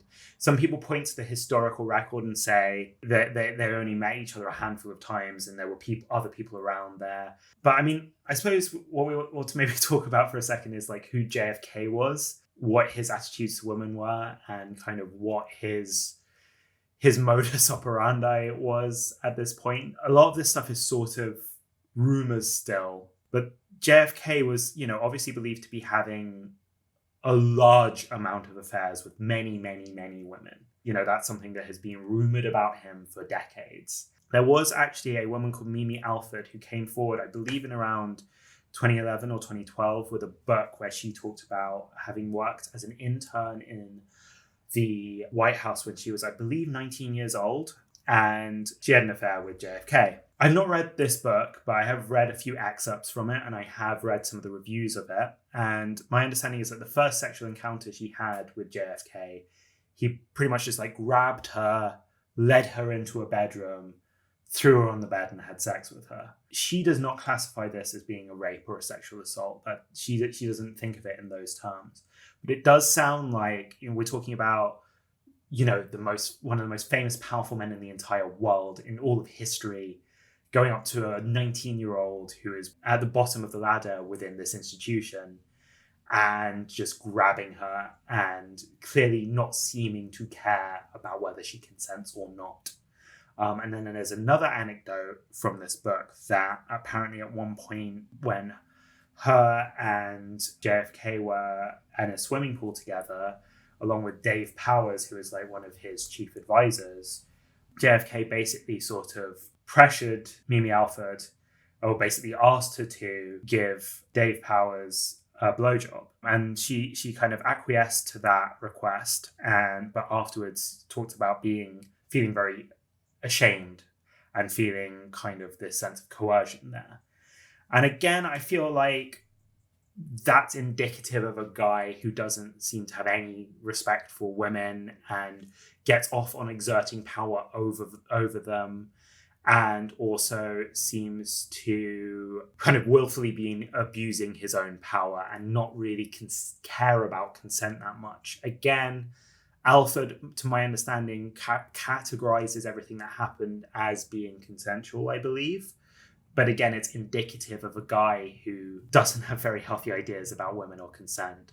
So Dave Powers, this guy, who the other guy in the swimming pool, My understanding is he had a reputation for being the guy who procured women for JFK. And by procured, essentially it was almost like a delivery service. There's rumors about, effectively at one point, I think JFK being in hospital and having Grace Kelly delivered to him in a nurse's uniform to give him a blowjob while he's in hospital. And again, I don't know. This is unsubstantiated stuff. This is not part of the greater historical record. I'm not trying to slander anyone. This, I don't know if that happened or not. But there's a lot of rumors in a similar light of basically JFK saying to his people, get me X girl, maybe famous Hollywood celebrity, to come here and sexually service me. And him thinking of women as basically being pieces of meat, as basically being masturbatory aids and little more than that. So that depiction of JFK in Blonde is pretty consistent with a lot of the rumors and actual credible sources have said about JFK. When people think about Marilyn Monroe and JFK as this affair in this kind of cultural imagination, they think of it as this very idealized thing, this beloved president, this beloved movie star, both seeming to be icons of masculinity and femininity of the age, respectively. And people used to refer to the JFK White House as Camelot. There was an idea of him as being this kind of mythic, larger-than-life figure. And I think the film is very deliberately trying to destroy that as much as it can, and present what most sexual encounters that most women had with JFK would more likely have been like. Obviously, we don't know for certain whether Marilyn Monroe and JFK ever did have any kind of encounter with one another, and we don't know what that encounter was like. But, I do think that this film is drawing from certain truths, let's say. So basically, I think what the film is doing is, yes, it has these imagined scenes that didn't happen in real life, but are drawing from both the perception of Marilyn Monroe, broadly culturally speaking, and they're sort of taking various sort of real life events and rumors and speculations about her and sort of combining and compositing those events together. And it is doing that in a way that feels unreal, you're not quite sure whether what's happening on screen is a dream or a hallucination a lot of the time. And as such, my feeling is, yes, I very much understand people's ethical concerns about doing a fictionalized version of a real person's trauma. I do think that deserves some special level of sensitivity. But the idea that the film is trying to sort of slander Marilyn Monroe with its depictions of these events, the idea that it is trying to sort of create some kind of false impression of her in the world, I just don't think that's the case. I suppose there is this kind of question of to what degree does the film do a good enough job of framing itself as fiction? How responsible is it in sort of saying, okay, you're not supposed to believe that this literally happened. This is all sort of meant to be a sort of dream nightmare type thing. Something that I've seen multiple people say is that the book the film is based on does a better job of communicating its status as fiction. It's been a while since I read the book, but I think the book, from what I remember, has more sort of literary devices. I think some of it is from the perspective of unreliable narrators. There is this kind of use of pseudonyms for almost all of the characters aside from Marilyn Monroe herself, which sort of invites you to go, oh, I wonder who that's supposed to be. Oh, I wonder who that's supposed to be. And creates this sort of layer between you and the text that makes you sort of maybe have a certain level of critical distance from it. The fact that it's a very long book as well means that most people probably aren't reading it all in one sitting. You're reading it over the course of a while, and you might be going on Wikipedia or Googling things as you're going. So your sort of relationship with the book is probably going to be a bit more skeptical about the claims that are made. I think the book actually has quite a lot more wild stuff in it that isn't in the film. I think it delves more into the kind of conspiracy theory aspects, specifically around Marilyn Monroe's death.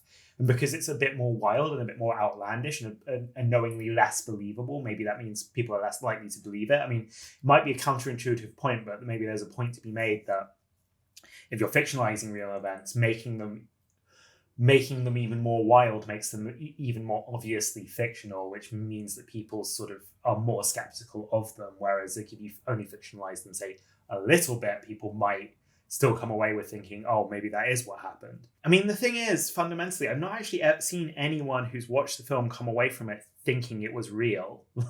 Like, I don't think I've seen anyone complaining about the film going, I watched the film, was like, oh, I didn't know all of that stuff happened to Marilyn Monroe. Then I read about it and found out that that stuff didn't happen to Marilyn Monroe, and now I'm angry. Like, most people seem to have got that it was fiction, but then just been angry that it was. I suppose one of the things that the film does, I think that's kind of core to what it's trying to express, is it has all of this dream and hallucination stuff, but it's all dream and all hallucination and all image and all stories all the way down, I think, if you know what I mean. So it's not like there's some of it that's supposed to be, this is really happening, and then we go into a dream. The film deliberately sort of has hallucinations interrupt scenes, and then you don't then see Marilyn Monroe suddenly wake up and go, oh, that part was a dream. But this, like, it deliberately sort of unsettles your understanding of what's supposed to be dream, what's supposed to be hallucination, what's meant to be real or not. There is one scene where she does wake up and go, oh, that was all a dream, after she dreams or experiences having an abortion performed against her will on her of like JFK's baby. After that scene, she kind of wakes up and goes, oh, what an awful dream. But then she's covered in blood, which is supposed to, like, again, create more of a sort of sense of what is real and what isn't in the film. I don't think that the film is trying to go, here's the real Monroe, here's the image of Monroe. Like, some people have claimed, I mean, I think even Oates and Dominik have sort of said this to a certain extent in interviews, and I sort of disagree with their own interpretation of their film on this particular point, that there's kind of Norma Jean, who's the real person, and there's Marilyn Monroe, who's the fake image. And I think actually since only what I got from the film is that there's no stable sort of distinguishing between reality and images. It's all sort of images all the way down. Even the narrative that Marilyn Monroe can neatly be separated into these two personas is yet another sort of image, yet another projection of the cultural imagination upon her. And I think, like, the film's deliberate destabilization of any sense of grounding in reality is a deliberate stylistic and thematic point, but what that has done is people just don't know how to take the film. It's weird. I mean, like, a lot of the responses that I have seen have been people basically being like, on the one hand, this film has a load of stuff that we know didn't happen. On the other hand, it's got all of these bizarre stylistic elements, deciding that must mean that the film is a failed attempt at a biopic that gets loads of facts wrong by accident and then is filmed in a weird way for no reason. Instead of going, well, maybe the fact that all of these facts are wrong, and maybe the fact that there's all of these kind of like weird stylistic elements, maybe there's actually a unifying explanation for both of those things. I do think that there is a sort of argument to be made that this film should have some kind of disclaimer on it that is basically like saying this is not intended as a biopic. This is an imaginative interpretation of events, not to be taken literally. You know, and actually I think Andrew Dominik's debut film, Chopper, which is also a very fictionalized version of a real life person, which is also kind of about the public perception of a person rather than the person themselves, you know, it begins with a description that says basically that. I don't know why that isn't on this film. I don't know how much that would have done to help with people's reception of the film. I mean, maybe people would have just said it was just like the filmmakers trying to cover their own asses rather than like reading it as actually sincere. I don't know. I do think it probably would have sort of dampened some of the impacts of the power of particularly the beginning of the film, where you're just thrown into this really intense, horrifying depiction of her childhood. It would have sapped some of the power of the intensity of the film's intro to have like something just saying, this isn't true. But, you know, maybe it should have done. People are also kind of equally upset with the things that the film leaves out. A big criticism is that the film doesn't really take her seriously enough as an artist and doesn't show her role in actively creating her persona and her approach to acting. Which, again, I think there is that in the film. There is a sense to me in the film that she is taking her roles very seriously. And you do get her kind of articulating her process to people. So in particular, there's the scene in the audition for Don't Bother to Knock, where she says a bunch of very insightful things about the character she's about to play. And likewise, there's the date scene between her and Arthur Miller. Another criticism has been, again, that she's presented as stupid. And in both of those scenes, I think she shows a lot of intelligence and self-awareness. It's just that just gets completely ignored by the men that she's speaking to, or at least mostly ignored by the men that she's speaking to, who kind of view her not as being a sort of fellow artist, but just view her as being a dumb blonde and at best a curiosity. And the fact that she kind of is expressing these ideas is seen as just a sort of affectation or something that she must have got from somewhere else. And obviously I think those scenes are quite frustrating to watch for that reason, because you're seeing her intelligence and her talent being kind of ignored and looked over.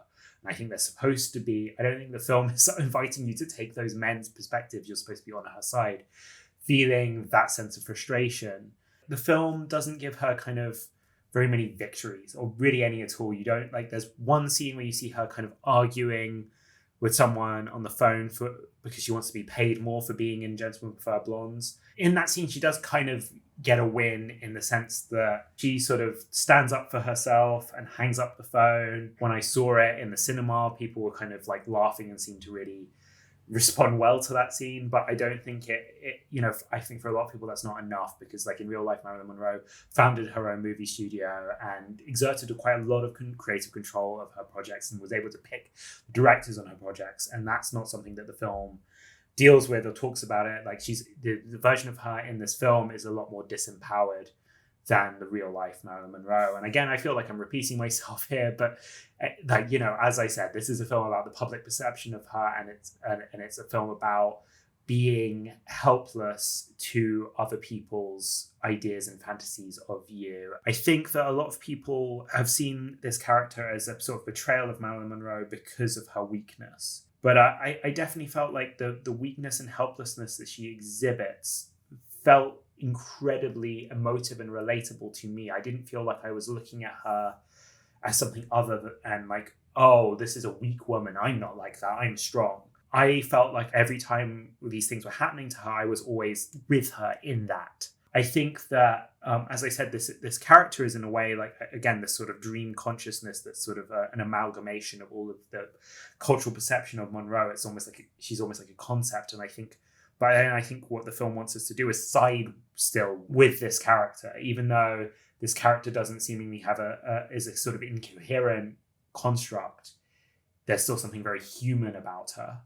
And in a sense, like, we are all sort of incoherent constructs. I think my sense of my identity and other people's identity is a very fractured thing. It is a very contingent, strange thing. As I keep going back to, the sort of emotional states that this film is trying to evoke aren't the emotional states of waking life, but the emotional states of dreams. Maybe I just have a lot of really weird, bad dreams, but the sense of not being listened to, of being talked over, of being disempowered is like the sense of helplessness, the sense of, a lot of people have quite criticized this film because the character is constantly crying and losing her composure. It's probably an unrealistically over-the-top performance if you were trying to look at it as a realistic depiction of how people actually behave.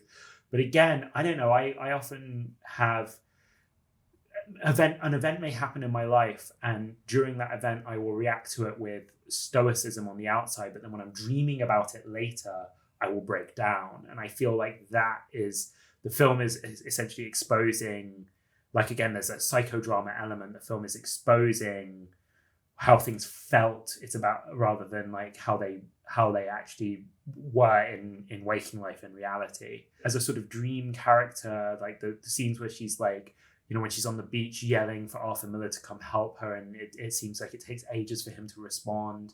I think that's quite a common dream, screaming for help and people not coming for you and not being heard. I mean, the general sense of this character's helplessness was something that I was drawn into.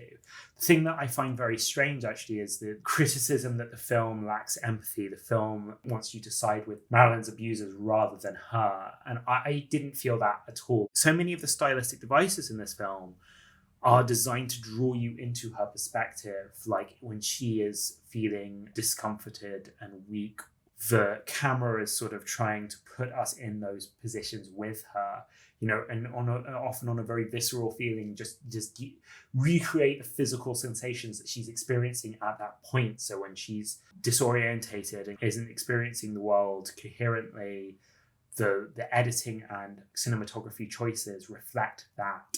And we're being drawn into her physical and emotional state. Like when she's bleary-eyed, then the shots are blurry. When she is blinded by a light being shone in her eyes, the shot becomes overexposed. Like we are being made to feel as much as possible like the visceral physical sensations that this character is feeling in that moment. I think that that's what the very controversial shot of like essentially when she's having this abortion of like the sort of like cervix point of view shot that you see, I think that is also meant to be giving us a sense of the physical feeling that this character is going through in that moment. I obviously, again, I keep saying this, I get why people found that like excessive or gratuitous or just unpleasant or exploitative. But I think these stylistic devices are in aid of making us feel what she is feeling. In the previous video I made, my theory, and again, you can't really speculate about the emotional states of other people, but my theory is that kind of a lot of people don't want to be placed in a subjective perception of someone who is powerless and being constantly abused. That's a very unpleasant thing to experience. And as such, I feel like people sort of shut themselves off from the film because they were like, no, thank you, don't want any of that.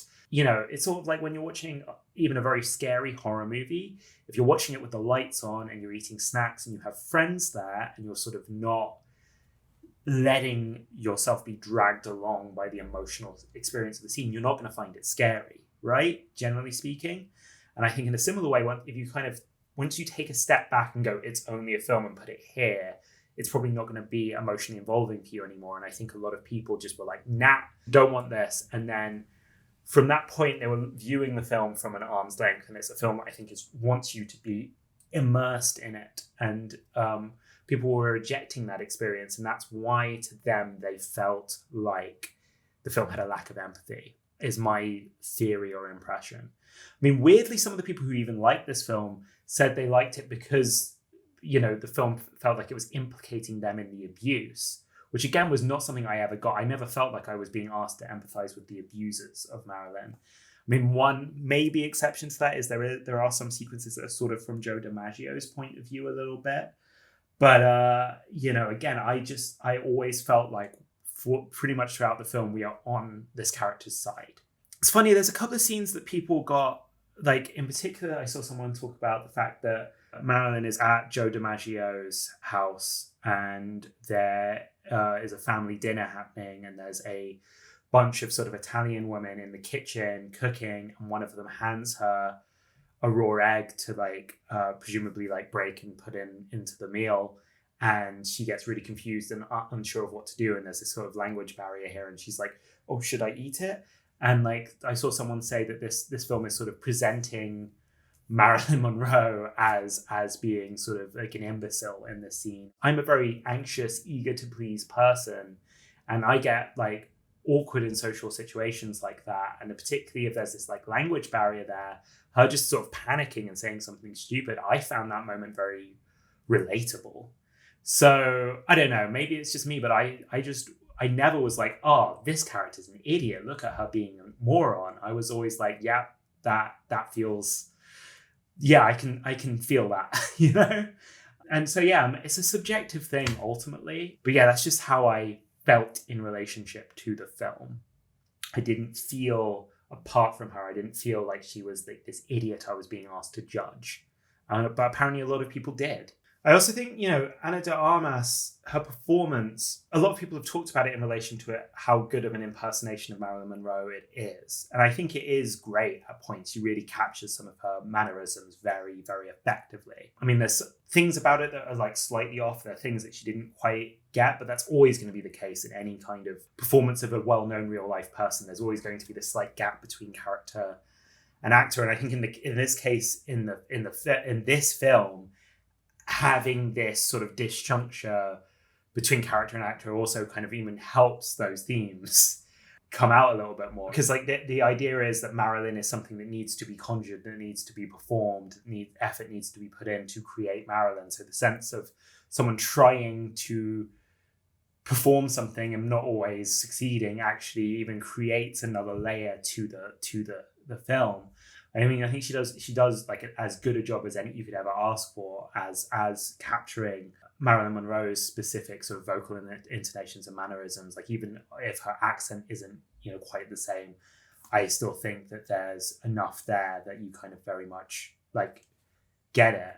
There is a sense of like she does sort of play up the vulnerability and the childlike nature of Marilyn Monroe in a lot of scenes in a way that people, I think, sometimes felt was discomforting. And I do think, again, that sort of goes to this psychodrama element. I think to me, because this is a film that's so much about artifice and construct, the fact that her performance is so vulnerable and open at all points, and there's almost, a lot of the time it's almost like there's no subtext in her performance. It's like if she's sad, her sadness is just there. If she's happy, her joy is just palpable on the screen. There's no, a lot of acting is, there's the, this sort of separation between, the feeling that the character wants to be putting across and the thing that they're really feeling. And then in this, there's, it's almost like a kind of way of kind of grounding the audience in the film, or an attempt to do that is by having this performance that's so accessible and so open and demands our empathy at all points.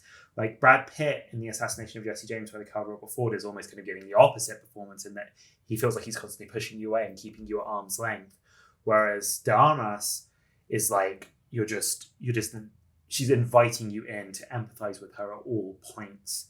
So it's almost like there's this irony in that this film is about the persona, that which, the mask that you wear, but then there's almost like a kind of, the central protagonist is almost incapable of erecting a mask to a certain extent, or the moments at which she does wear a mask, it's almost like she has become possessed by something other than her.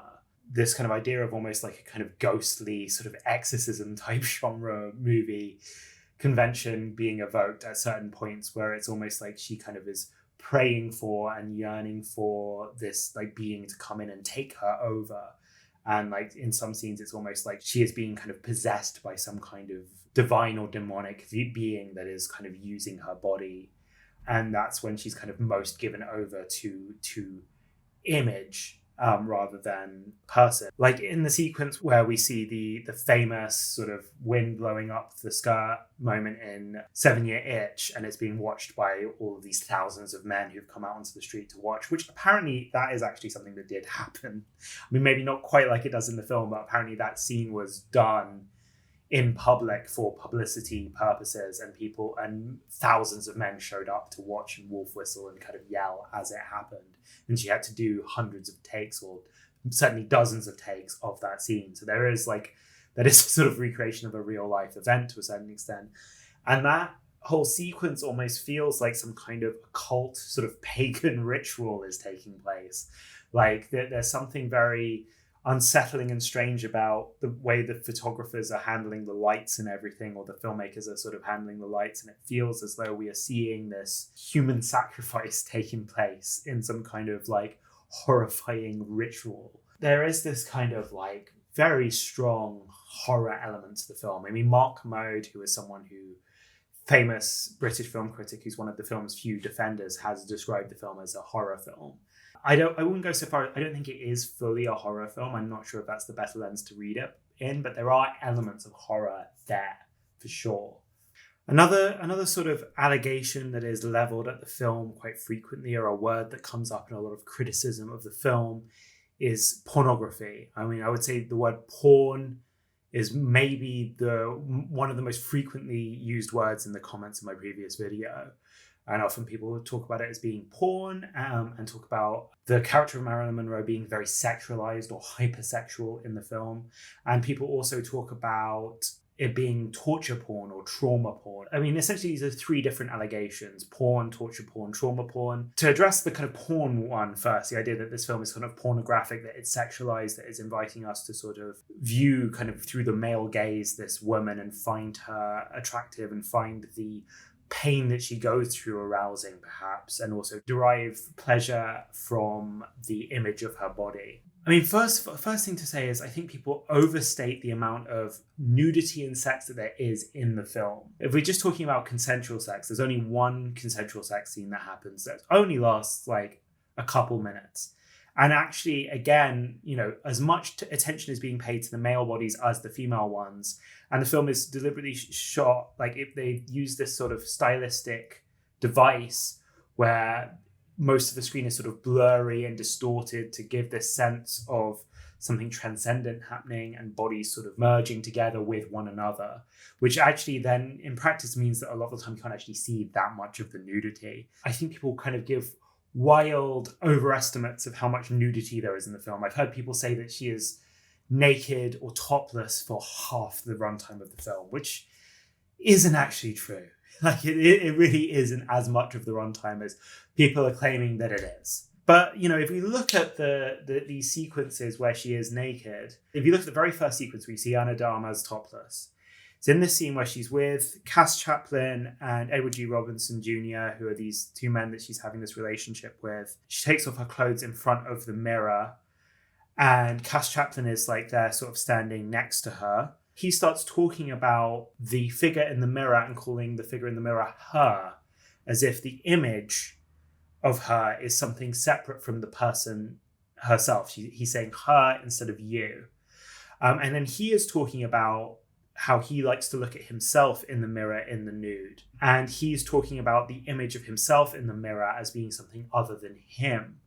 And so we have this moment where there are these two people looking at her breasts in the mirror, and then we are looking at a shot of her breasts in the mirror. So they are looking at an image of her breasts, and we are looking at an image of her breasts. And as we're looking at her breasts, we can also see these two people looking at them as well at the same time. We can see him looking at them and her looking at them, and we're looking at them. So we are basically then engaging in a sort of explicit discourse about whether or not a nude image of someone or an image of someone is actually them, or if it's something other than them, which is, of course, sort of like a recurring theme in surrealist art. Obviously, there's the famous Magritte painting where it's a picture of a pipe and it says, "This is not a pipe" under it. So the extent to which like the image is other to the person, and also the extent to which like this is a scene that's talking about people being aroused by images of themselves and other people being aroused by images of them, and whether her viewing her breasts and him looking at her breasts is different. He's also naked and we can also see his chest. And there's like an entire explicit discourse and analysis about objectification, how we view nudity, the male gaze, whether nudity is inherently sexual, what it means for you to like look at yourself naked versus what it means for someone else to look at you naked, like whether the image of a naked man is different from the image of a naked woman. There's all of this going on there in that scene. I don't know, it seems a little bit weird for me that people are sort of calling this film out, like of all films, for being just sort of like straightforwardly like it's a male director filming a female actress who's naked, therefore male gaze, when the film is very specifically engaging in that discourse and creating a reflective space around that, asking us to reflect on the nature of viewing an image of a person and asking us to reflect on exploitation. And it's, I don't know, frustrating to me that people are just sort of ignoring all of those aspects of the film and just saying, oh no, it's just, the idea is that we just get to see Ana de Armas' breasts and find them attractive. Like, I think the film is doing more than that. Then there's the sex scene between her and these two guys, and we see her kind of have an orgasm. And I mean, that again, that scene is very much like centering her pleasure, and we are seeing as much of their bodies as we are seeing of hers. You know, it's again, seems a bit strange that, you know, a bisexual threesome is the thing that's being sort of held up as like an example of just this kind of misogynistic view of like sexuality. And then a lot of the other nudity in this film, like I certainly didn't find, a lot of it isn't supposed to be erotic. A lot of it is supposed to be giving you a sense of discomfort at times, giving you a sense of like, ooh, this feels uncomfortable that she's naked in this scene. And we're supposed to be sharing in her sense. I mean, there's a reason I keep going back to this film being dream or nightmare. And yeah, there's a reason why a lot of people in their nightmares are naked, because you feel vulnerable in the nude. And that sense of vulnerability is more the point in the film, is locating us within her subjectivity and asking us to feel vulnerable with her in those sequences. I certainly didn't feel like, certainly during like the more nightmarish scenes towards the end where she's naked, I didn't feel like I was being invited to check out her body. Like, that didn't feel like the purpose of the nudity in those scenes. Again, these are things that are kind of subjective fundamentally, but that's definitely not what my experience of the film was. And then I suppose people have talked about the film as like the rape scenes being sort of in some way pornographic. And it's like, if you look at the kind of first rape scene where it's Darryl Zanuck raping her, again, like when people talk about, I mean, obviously there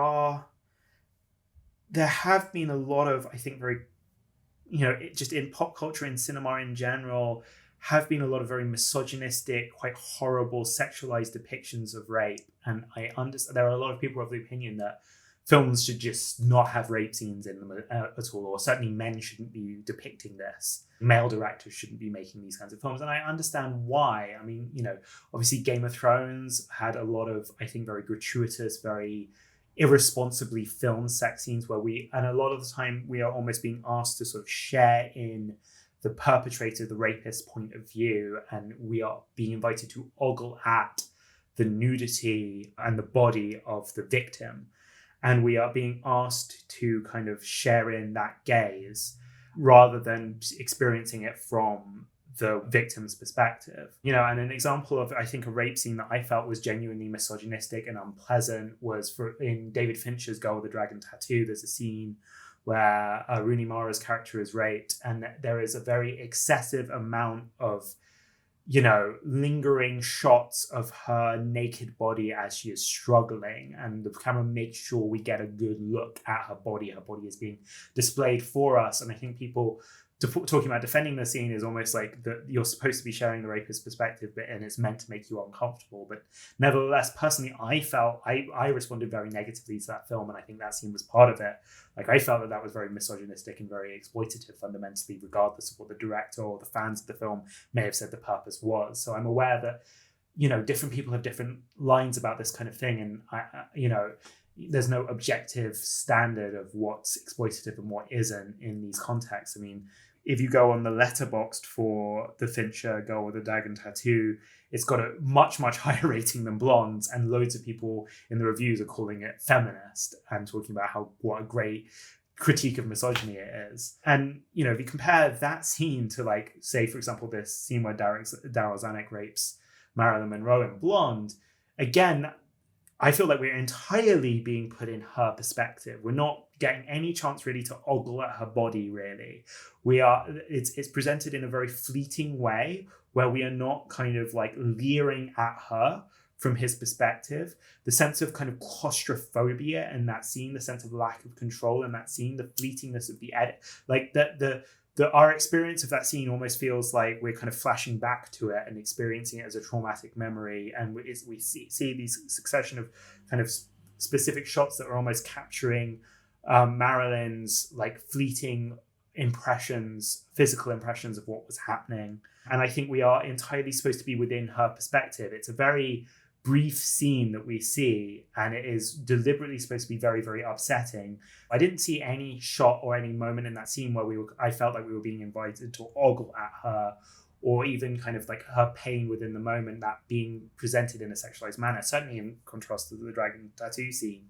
So, as rape scenes in cinema compared with like a lot of other depictions, this didn't stand out to me as being something especially pornographic or exploitative. The scene later in the film where she is raped by JFK, again, that is a more extended sequence where we do sort of linger on the act itself. Again, what's interesting is that that scene draws us entirely into her head and her thoughts. We explicitly get her monologue, inner monologue of what is happening as it's happening.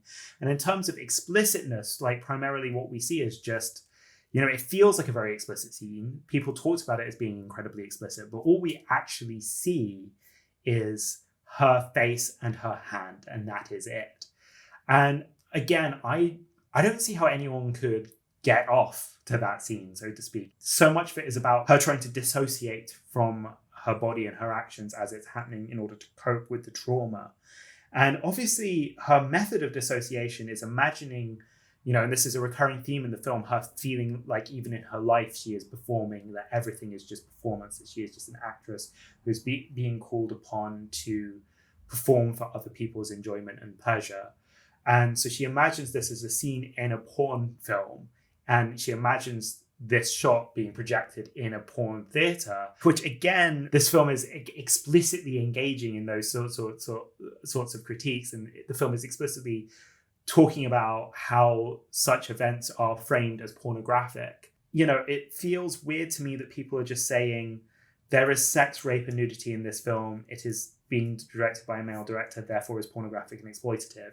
I mean, I don't think I'm strawmanning. That's literally the level of critique I'm seeing of this film. Like, people don't seem to actually be addressing the shots themselves, the editing, like how the scenes are actually being portrayed when they're making these allegations against it. They're just saying there is nudity here, hence male gaze, hence bad. And I feel like there's a lot more going on in these sequences than just it being exploitative and pornographic. Again, what people's lines on these things are always going to be different. And I'm aware that as a man who is not being subjected to misogyny and gendered violence, like perhaps that skews my perspective a little bit. And maybe there's stuff that I'm missing, and I'm interested to hear other perspectives on these scenes and how people found these scenes irresponsible. But again, compared to a lot of other fiction, including other fiction that people seem to be giving a pass to, like, I didn't feel like there was anything pornographic or exploitative going on here. The other aspect people have talked about this is torture porn, which to me, I suppose, is a different thing from porn, because it's less that you're finding sexual gratification here, but I suppose when people talk about torture porn, they're talking, about films like Hostel and stuff, where a lot of the film is just people being tortured, and even though you're not maybe getting off on it in a sexual level, there's sort of some kind of weird base pleasure being had at watching this violence take place that is not unlike the base pleasure one gets from pornography. And again, I didn't feel that watching the film, and it's very difficult. Like, I feel like if that's what the film was going for, maybe you could just say that that's what the film was going for and it failed. But the thing is, everyone seems to have been upset by this film, because I think the depictions of these things are just upsetting. They're just unpleasant to watch. I don't know, if the film had been torture porn, there probably would have been a bunch of like misogynists and incel weirdos enjoying the film, but there hasn't been that, because the film isn't enjoyable. It isn't pleasant. It isn't inviting you to enjoy these images of suffering. It is not placing you in the position of the abusers. It is placing you in the position of the victim and making you feel her pain. And people find that have on the whole found that very unpleasant to view. So yeah, I do not see that aspect to it. The idea of trauma porn, again, is a little different as well. When people talk about trauma porn, I know a lot of films about slavery have been branded as trauma porn. And the idea there is that effectively those films are being created for a white audience. It's almost like there's a sort of perverse, pleasurable experience of white guilt that white audience members are having when they get to see sort of suffering, but then that suffering ends on a moment of release and catharsis. White people get to sort of engage in some kind of cathartic release from their white guilt. I'm probably simplifying that argument there, but I mean, this video is long enough as it is. So if I went on a massive tangent talking about that, we'd be here all day. And, is there some element where this film is sort of doing the same thing, where it is allowing people to sort of get some kind of cathartic release from seeing the pain of a woman on screen, getting some kind of catharsis that allows them to overcome their guilt, maybe, I suppose. And yeah, again, the film, I think, lacks any sense of catharsis. The film, there's no sort of triumph, there's no sense of her overcoming what happens, I feel like the film just leaves you in that pain, basically. I mean, I think if the film was more pornographic, more people would have liked it, to be honest.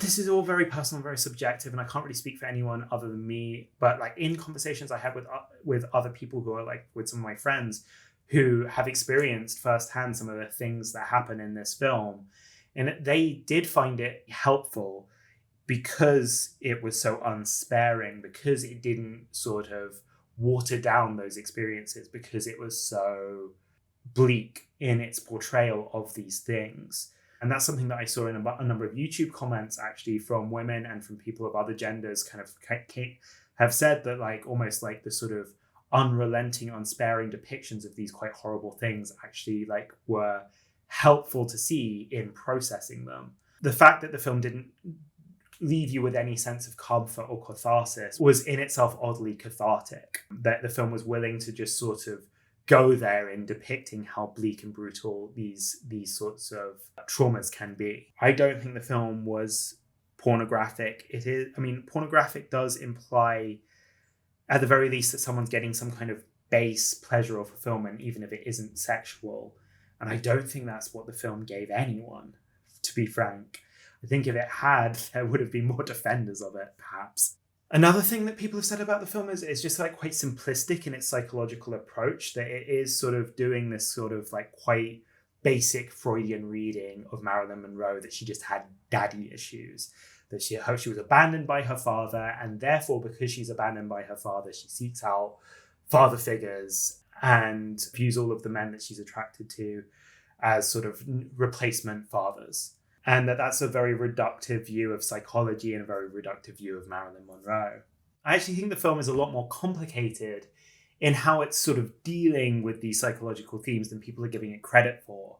In fact, I think like the people who are accusing the film of being simplistic are sort of simplifying the film in order to find it simplistic a lot of the time. I mean, the first thing to talk about is like if you go back to the beginning of the film and you look at kind of what happens when the young Norma Jean first sort of falls in love with this image of the father. What happens is basically her mother like kind of hangs this picture on the wall and with great ceremony kind of reveals it to her and says, "This is your father." And you see this image of a guy who kind of looks like a movie star. It's a black and white photo, but it's also quite faded and worn. It's kind of on this bare, cracked wall, and it's the only kind of thing visible on the wall. It's like this image of glamour surrounded by dilapidation, basically, of this quite decrepit apartment that they're living in. Gladys, like Norma Jean's mother, kind of points at the image, and then we kind of like come in on Norma Jean's face, and then we cut to Norma Jean's point of view as she's kind of looking up, and I think the camera sort of even moves towards the image and she's like staring up at this image. And then all of a sudden, as we're sort of just engrossed in Norma Jean's perspective, her mother, who as far as we know is just right next to her, suddenly enters the frame and walks between her and the image. And it's a very creepy, strange, unsettling thing because we don't hear her footsteps. But it's not that there's music or anything drowning out the diegetic sound of the room. We can actually hear birds chirping outside. We can hear some room tones. So it's just specifically that we're not hearing her footsteps that we should hear. And all of a sudden, the kind of mother has sort of moved without us realizing that that's what's happening. And then as the mother kind of enters the frame, she kind of essentially moves between us and Norma Jean and the image that is on the wall. And briefly, her face, her kind of out of focus face, sort of perfectly kind of moves over. And there's like a frame where there's an overlap between the mother's face and the father's face as she walks through the frame. And again, this is a film that is built around color and black and white images being shown. And this is a color image of the mother and a black and white image of the father being overlaid upon each other. This was the first moment that I immediately was kind of pulled into the film. I mean, to me, the use of cinematic form to convey an emotion, an idea, a feeling, to me, it doesn't get better than something like this. This is to me like one of the most startling, hairs on the back of my neck kind of moments I've seen in a film in recent years. The sense of eeriness and ghostliness of the mother moving without sound, that it almost makes her feel like she's a ghost. And she appears almost like red as well, in contrast to this sort of black and white image, and of course in contrast to this sort of blank, mostly white walls as well. I found a very startling image, and I think it speaks to immediately that the image of the father, that this ideal father figure that Norma Jean is falling in love with in this moment, and that Marilyn Monroe is going to be chasing throughout the film. It's not just the absent father, but it is also a reflection of the mother. If this is a film about being consumed by the other's dreams, the very first dream that Norma Jean is consumed by is her mother's. Her mother is sort of presenting this figure to her, and it represents some sort of absent ideal. If the father was here, things could be whole. There's something religious going on here, I think. Obviously, like, that image, it almost occupies the place that a crucifix or a depiction of Christ might, hung on the wall. And then you get this kind of, again, quite jolting, startling cut where you see the mother take the image off the wall, and then there's almost like this kind of match cut of her then presenting the image almost in the same movement to Marilyn, as if the space between Norma Jean and the wall again just seems to almost kind of melt away for a second. And it's I found quite a startling cut. And then she kind of presents it to Norma Jean, but that won't allow her to touch it. And Norma Jean's sort of relationship to this image must always be mediated through and understood by the mother. The sense of the father as divine is something that is being evoked and created. This is an image that has been manufactured by this woman for her child. The sort of idea of manufacturing idealized images that you aspire towards or chase after or project yourself onto or view as idyllic and view as the ultimate fulfillment of your needs. That's what the movie is about broadly, in terms of how it talks about Marilyn's image. The theme of people being transformed into images and icons is being played out through Marilyn's sort of chasing of a father figure. And it's a reflection of the theme of her herself becoming an idealized image. Later in the film, where we have this sense of her projecting this father figure onto the vet and calling these men that she has relationships with daddy, and sort of projecting this desire for paternal love onto her romantic partners. Again, I think that is very much playing into this kind of broader theme of people failing to see one another as the human beings that they are in front of them and projecting images onto them. And, you know, I think like one of my favorite sequences in the film is when her and Arthur Miller are having this date, and on the one hand, there are these moments where they do seem to be connecting with each other and do seem to be seeing each other. And there's actually something quite sincere and beautiful happening just in these fragmentary moments. But then also there's just this sense that they are ignoring the things about each other that do not form the ideal image that they would like this person to fulfill. He needs her to be his Magda, this ideal version of femininity, of this kind of pure, innocent young girl that he was in love with back when he was a boy. And she needs him to be this infinitely reassuring, infinitely wise, infinitely understanding father figure. And the extent to which their relationship can survive is built on the extent to which either one of them can perform that for the other. But because that idealistic image is impossible to truly embody, because by its very nature it is more than human, it is icon, it is image, it is, you know, you're essentially asking someone to fulfill the role of almost like a god in your life. That person will always fall short, you know. And there's something very beautiful and I think very tragic to the interaction that she has with Arthur Miller.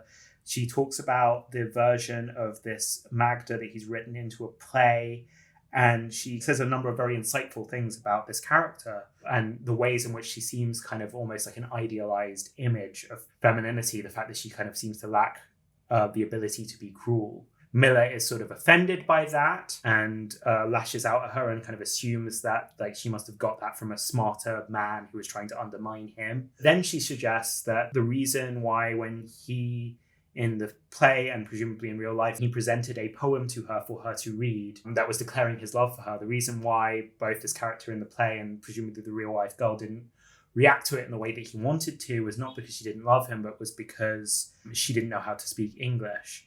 And he was so invested in like her as an idealized image that he didn't stop for a second to empathize with her and think about her as a person and her experience and what her limitations might have been. And so Marilyn sort of presents this insight to him. He takes that insight and is very touched by it. But there's a sense that he is very touched by this, not because necessarily he's finally understanding his Magda, but it also suits his ego to know that, well, perhaps if she spoke English, she would have said she loved me back. And so he's only seeing from her what he wants to see. Likewise, he's being very dismissive and rude towards her at points in this conversation. But then there's this moment where he kind of very emotively reacts to something that Marilyn says and is touched by it and seems to really take on board and listen to her in a way she feels like she hasn't been listened to. And she's incredibly touched by that. And there's this warmth there. Like, just as he's only able to see sort of idealized versions of femininity in her and in Magda, she's only able to see idealized versions of masculinity in him and in her absent father. I think that's a very rich, complex scene that speaks to how all of us, when we enter into relationships, are perhaps sinking some ideal from the other person. And a lot of the stuff in the film about her taking the abuse and abandonment that she experiences as her child into her adult relationships. I mean, I don't know, that's something that I found very relatable. I think that's something that all human beings do. We take our attachment issues that we have as children and bring them into our adult relationships. So I don't think the film was being necessarily reductive and saying, oh, Marilyn is a girl with daddy issues. It was about, I think it's about that on a more broad level. I mean, there's this sort of sense of societal critique there as well, because she's sort of seeking out this sort of idealized father figure, and she's seeking him out in the series of patriarchs that America has elevated to the status of a national father figure. Like, as I said previously, these are men who are highly esteemed, idealized images of masculinity in broader culture.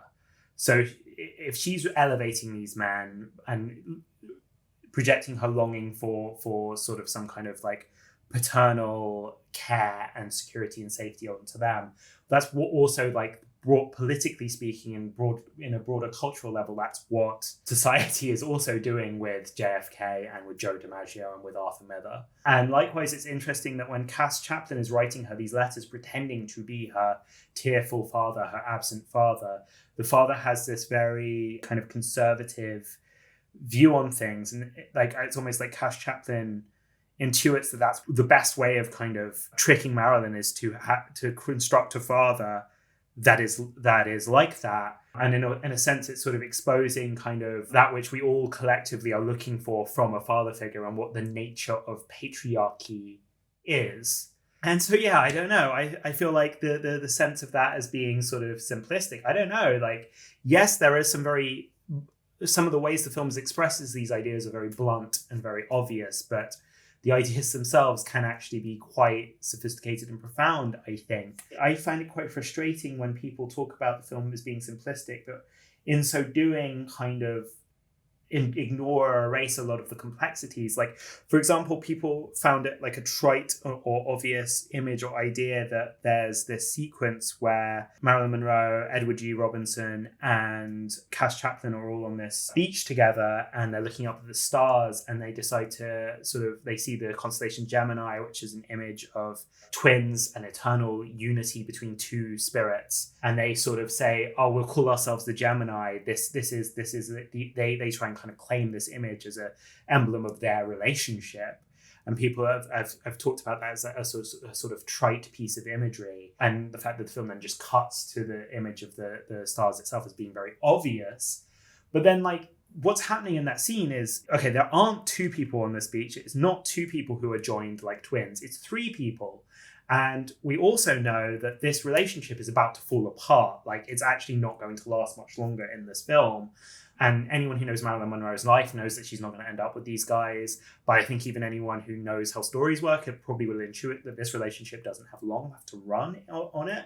And these are three very desperate people clinging onto an image of an eternal link between two beings that clearly doesn't apply to them, and trying to use that imagery to make themselves feel more grounded and trying to elevate their relationship as something kind of eternal because they are incapable of grappling with the very real truth that this relationship as it is currently configured can't last. One way or another, it's going to fall apart. There's a sense of desperation, particularly Edward G. Robinson Jr.'s character in this scene in particular has this sense of desperation because Cash Chaplin and Marilyn Monroe are the ones who kind of seem to have this real unity, and he is maybe kind of excluded from that. He's trying to include himself.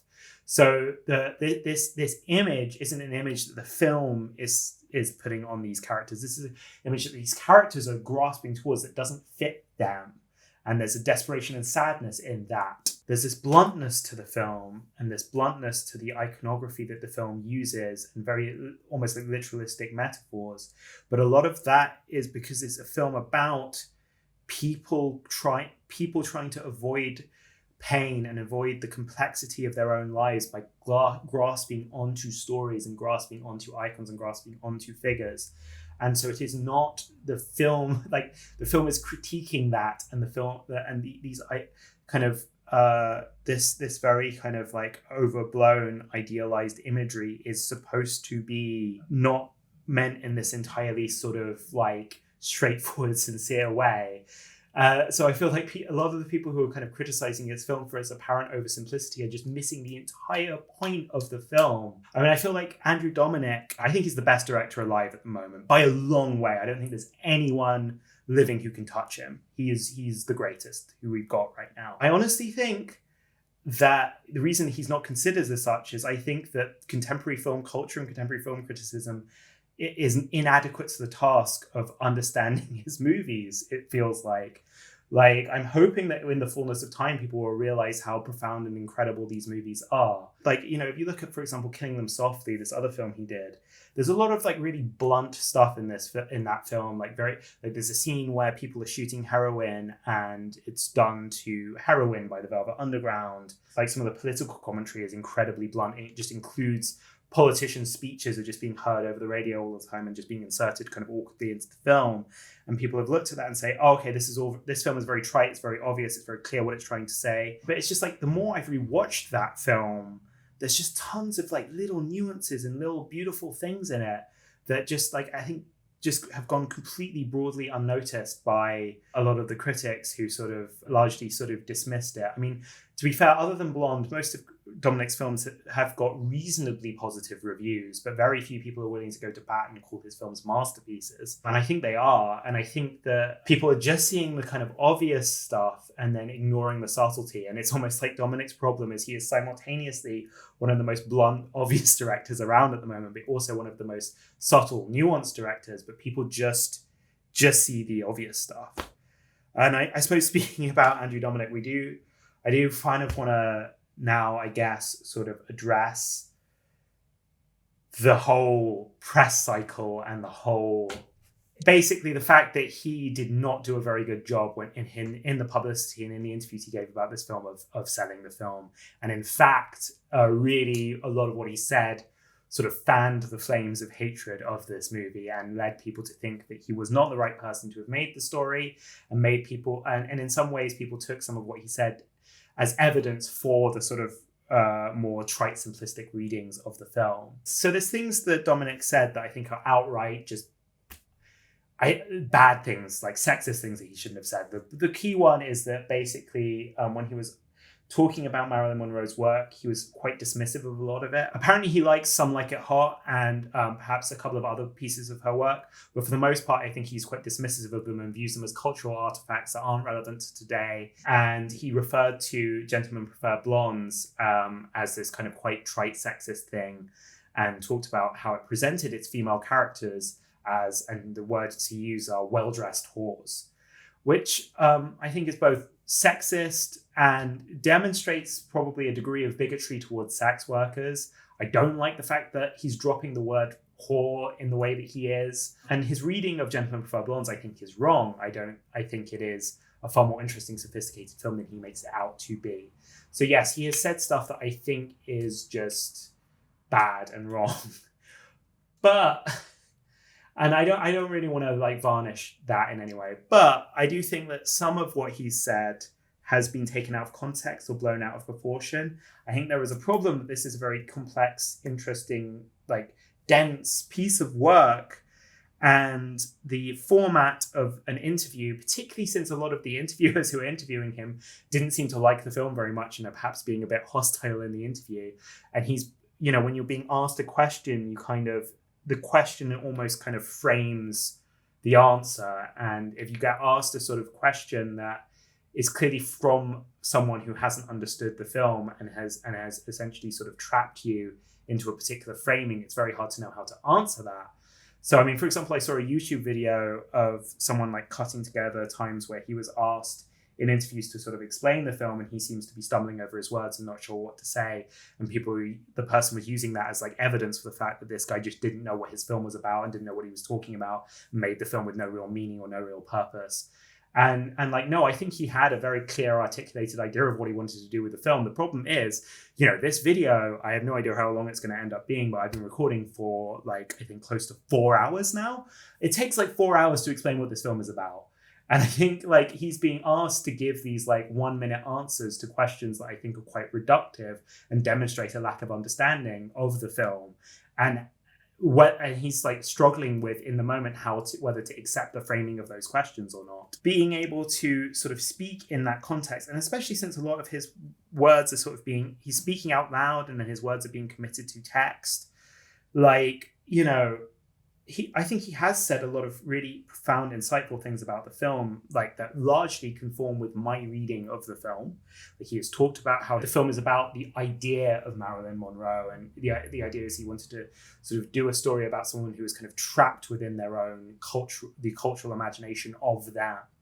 He has articulated, I think, to a large extent, a lot of the themes that I was drawing out of the film. I think largely the film as I have interpreted it is, I think, the interpretation that he probably intended from some of the things he said. But yeah, at the same time, people have asked him questions that I feel like sort of are so missing the point of the film that he seemingly doesn't know how to respond and ends up giving sort of quite misleading or reductive responses to those questions that then people have glommed onto. So one example would be people have asked him, why did you switch between black and white and color and change the aspect ratio so much in this film? And he said, I just wanted to recreate how these various photos of Marilyn Monroe looked. People have then glommed onto that and gone, all he was interested in was in recreating these photos. That's why the film looks like it does. And that's a very simplistic and stupid thing to try and do. Therefore, the film is bad. Without the interviewer or the people interpreting this question thinking about, well, why did he want to recreate those photos? Why was he going to those lengths to do that? I think he didn't do a great job, to be honest. I get the sense that he has kind of maybe realized that this is a film that people are going to hate and he doesn't know how to sell it to people in interviews.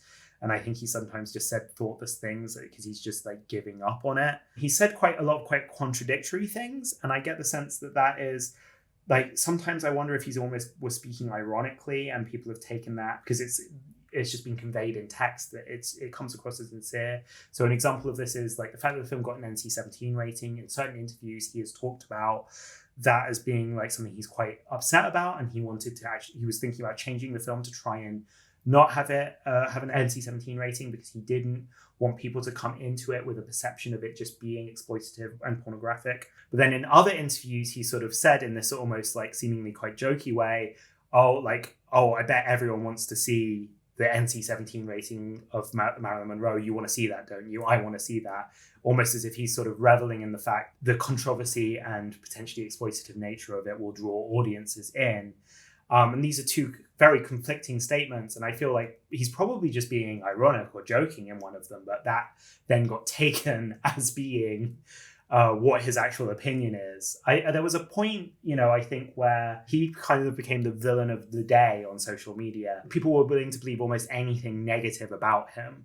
So when he said that, for example, he thought that Gentlemen Prefer Blondes depicts its characters as well-dressed whores, people were saying that he was calling Marilyn a whore, which is not something he said. And it's a very different point. Like, I think when he said the film is depicting these women as well-dressed whores, he was trying to call the film out for being misogynistic and saying that the film itself was sexist. And I still disagree with that assessment of the film, and I disagree with his use of the word whore, and I think that it comes across as very sexist.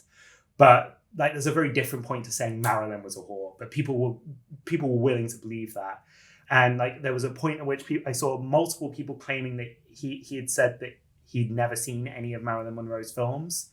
And apparently that's because in one interview, he talked about the fact that when he first came across the novel Blonde and read it, at that point, he hadn't seen many of Marilyn Monroe's films. But people took that as like he went and made the film without having seen the films, which is an insane idea. The idea that he made a film about Marilyn Monroe that recreates all of these scenes from Marilyn Monroe films without having seen them is absurd on the face of it. But people, like in my comment section and people on Twitter, were saying that he had said this. Like, if you hate the film Blonde because of something you think that Dominik said about it in an interview, to some extent, like, fair enough. Like, I don't want to minimize the fact that like he did say some things that I don't think are good. But I also think that like a lot of the stuff that's come out of the interviews with him, you know, I don't think we should read that as like definitive statements of what the film is about. I think that's him trying to answer quite bad questions about the film that have missed the point of what the film is supposed to be.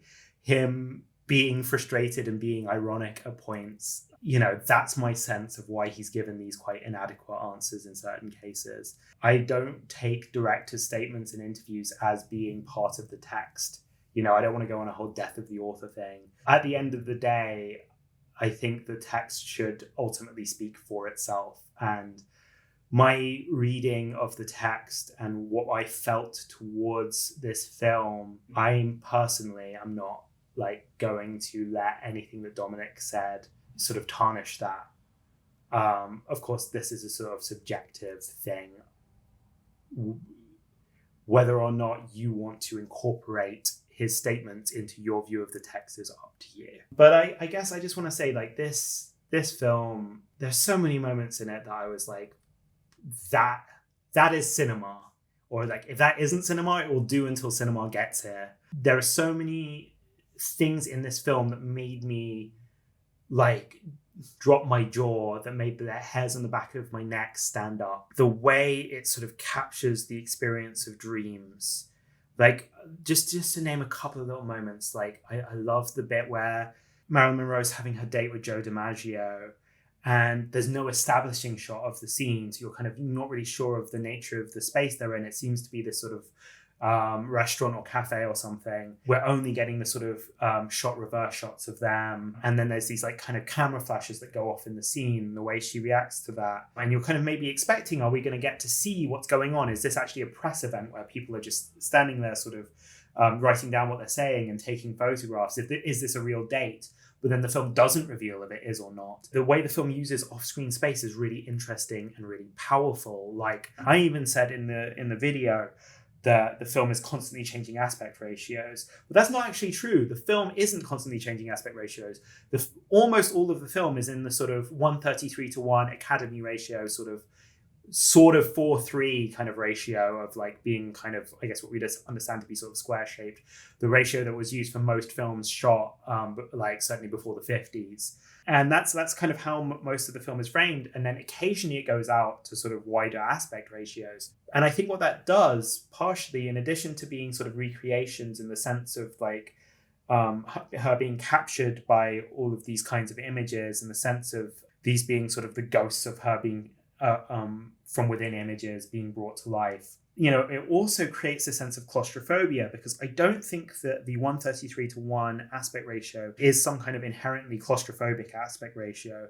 But in this context, the fact that the film does sometimes go wider suddenly makes it feel way more claustrophobic. You suddenly are aware of the off-screen space, aware that there could be stuff happening off the frame, and the fact that you're getting the sides cut off, so to speak, makes you feel hemmed in, which is how she feels.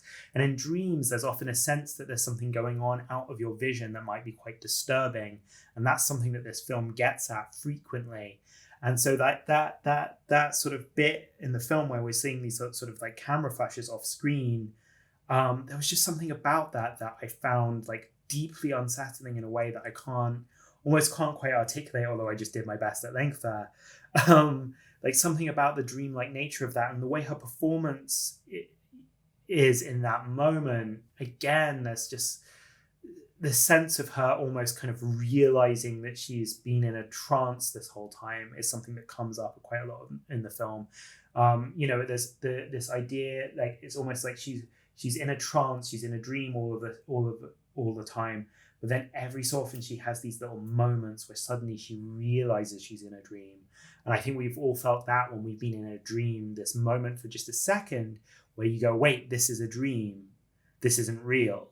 But then you get kind of pulled back into the dream, which is a very kind of unsettling, disturbing feeling. And I think that's what this film has, these little flashes of this character who is sort of realizing like, oh, something's not right here. This isn't how things should be. This isn't my life. And then just being pulled back into the trance. The performance of Lily Fisher as the young Norma Jean at the beginning was, I think, the best, hands down, best child performance I've ever seen, ever. There's a moment where she's looking up at her mother when her mother's driving them into the forest fire. And it's this experience that I think probably a lot of people have had at some point when they go, hang on, my parent at this moment is not capable of taking care of me. And it's almost like a kind of, you feel deeply afraid of your parent, but you feel deeply afraid for them. You maybe pity them slightly. You're now suddenly seeing your parent as a person rather than just this unending, unyielding kind of font of authority and affection. You're suddenly seeing them as this like this person who wields all of this power over you, and you're now aware that they may not actually have your best interests at heart. There's something to that recognition in her eyes that was like it's a very sophisticated, very nuanced feeling that she manages to get across in her look that she gives her mother that really hit me really profoundly. As I pointed out in the video, there was something too that the way the film keeps sort of, it's this episodic film and we're constantly jumping through time, and the way the film uses sound as a way of sort of dragging you from scene to scene, because you hear the sound of the next scene first, or you hear dialogue from the next scene first, and sometimes that dialogue even seems to be commenting on the scene that you're already watching.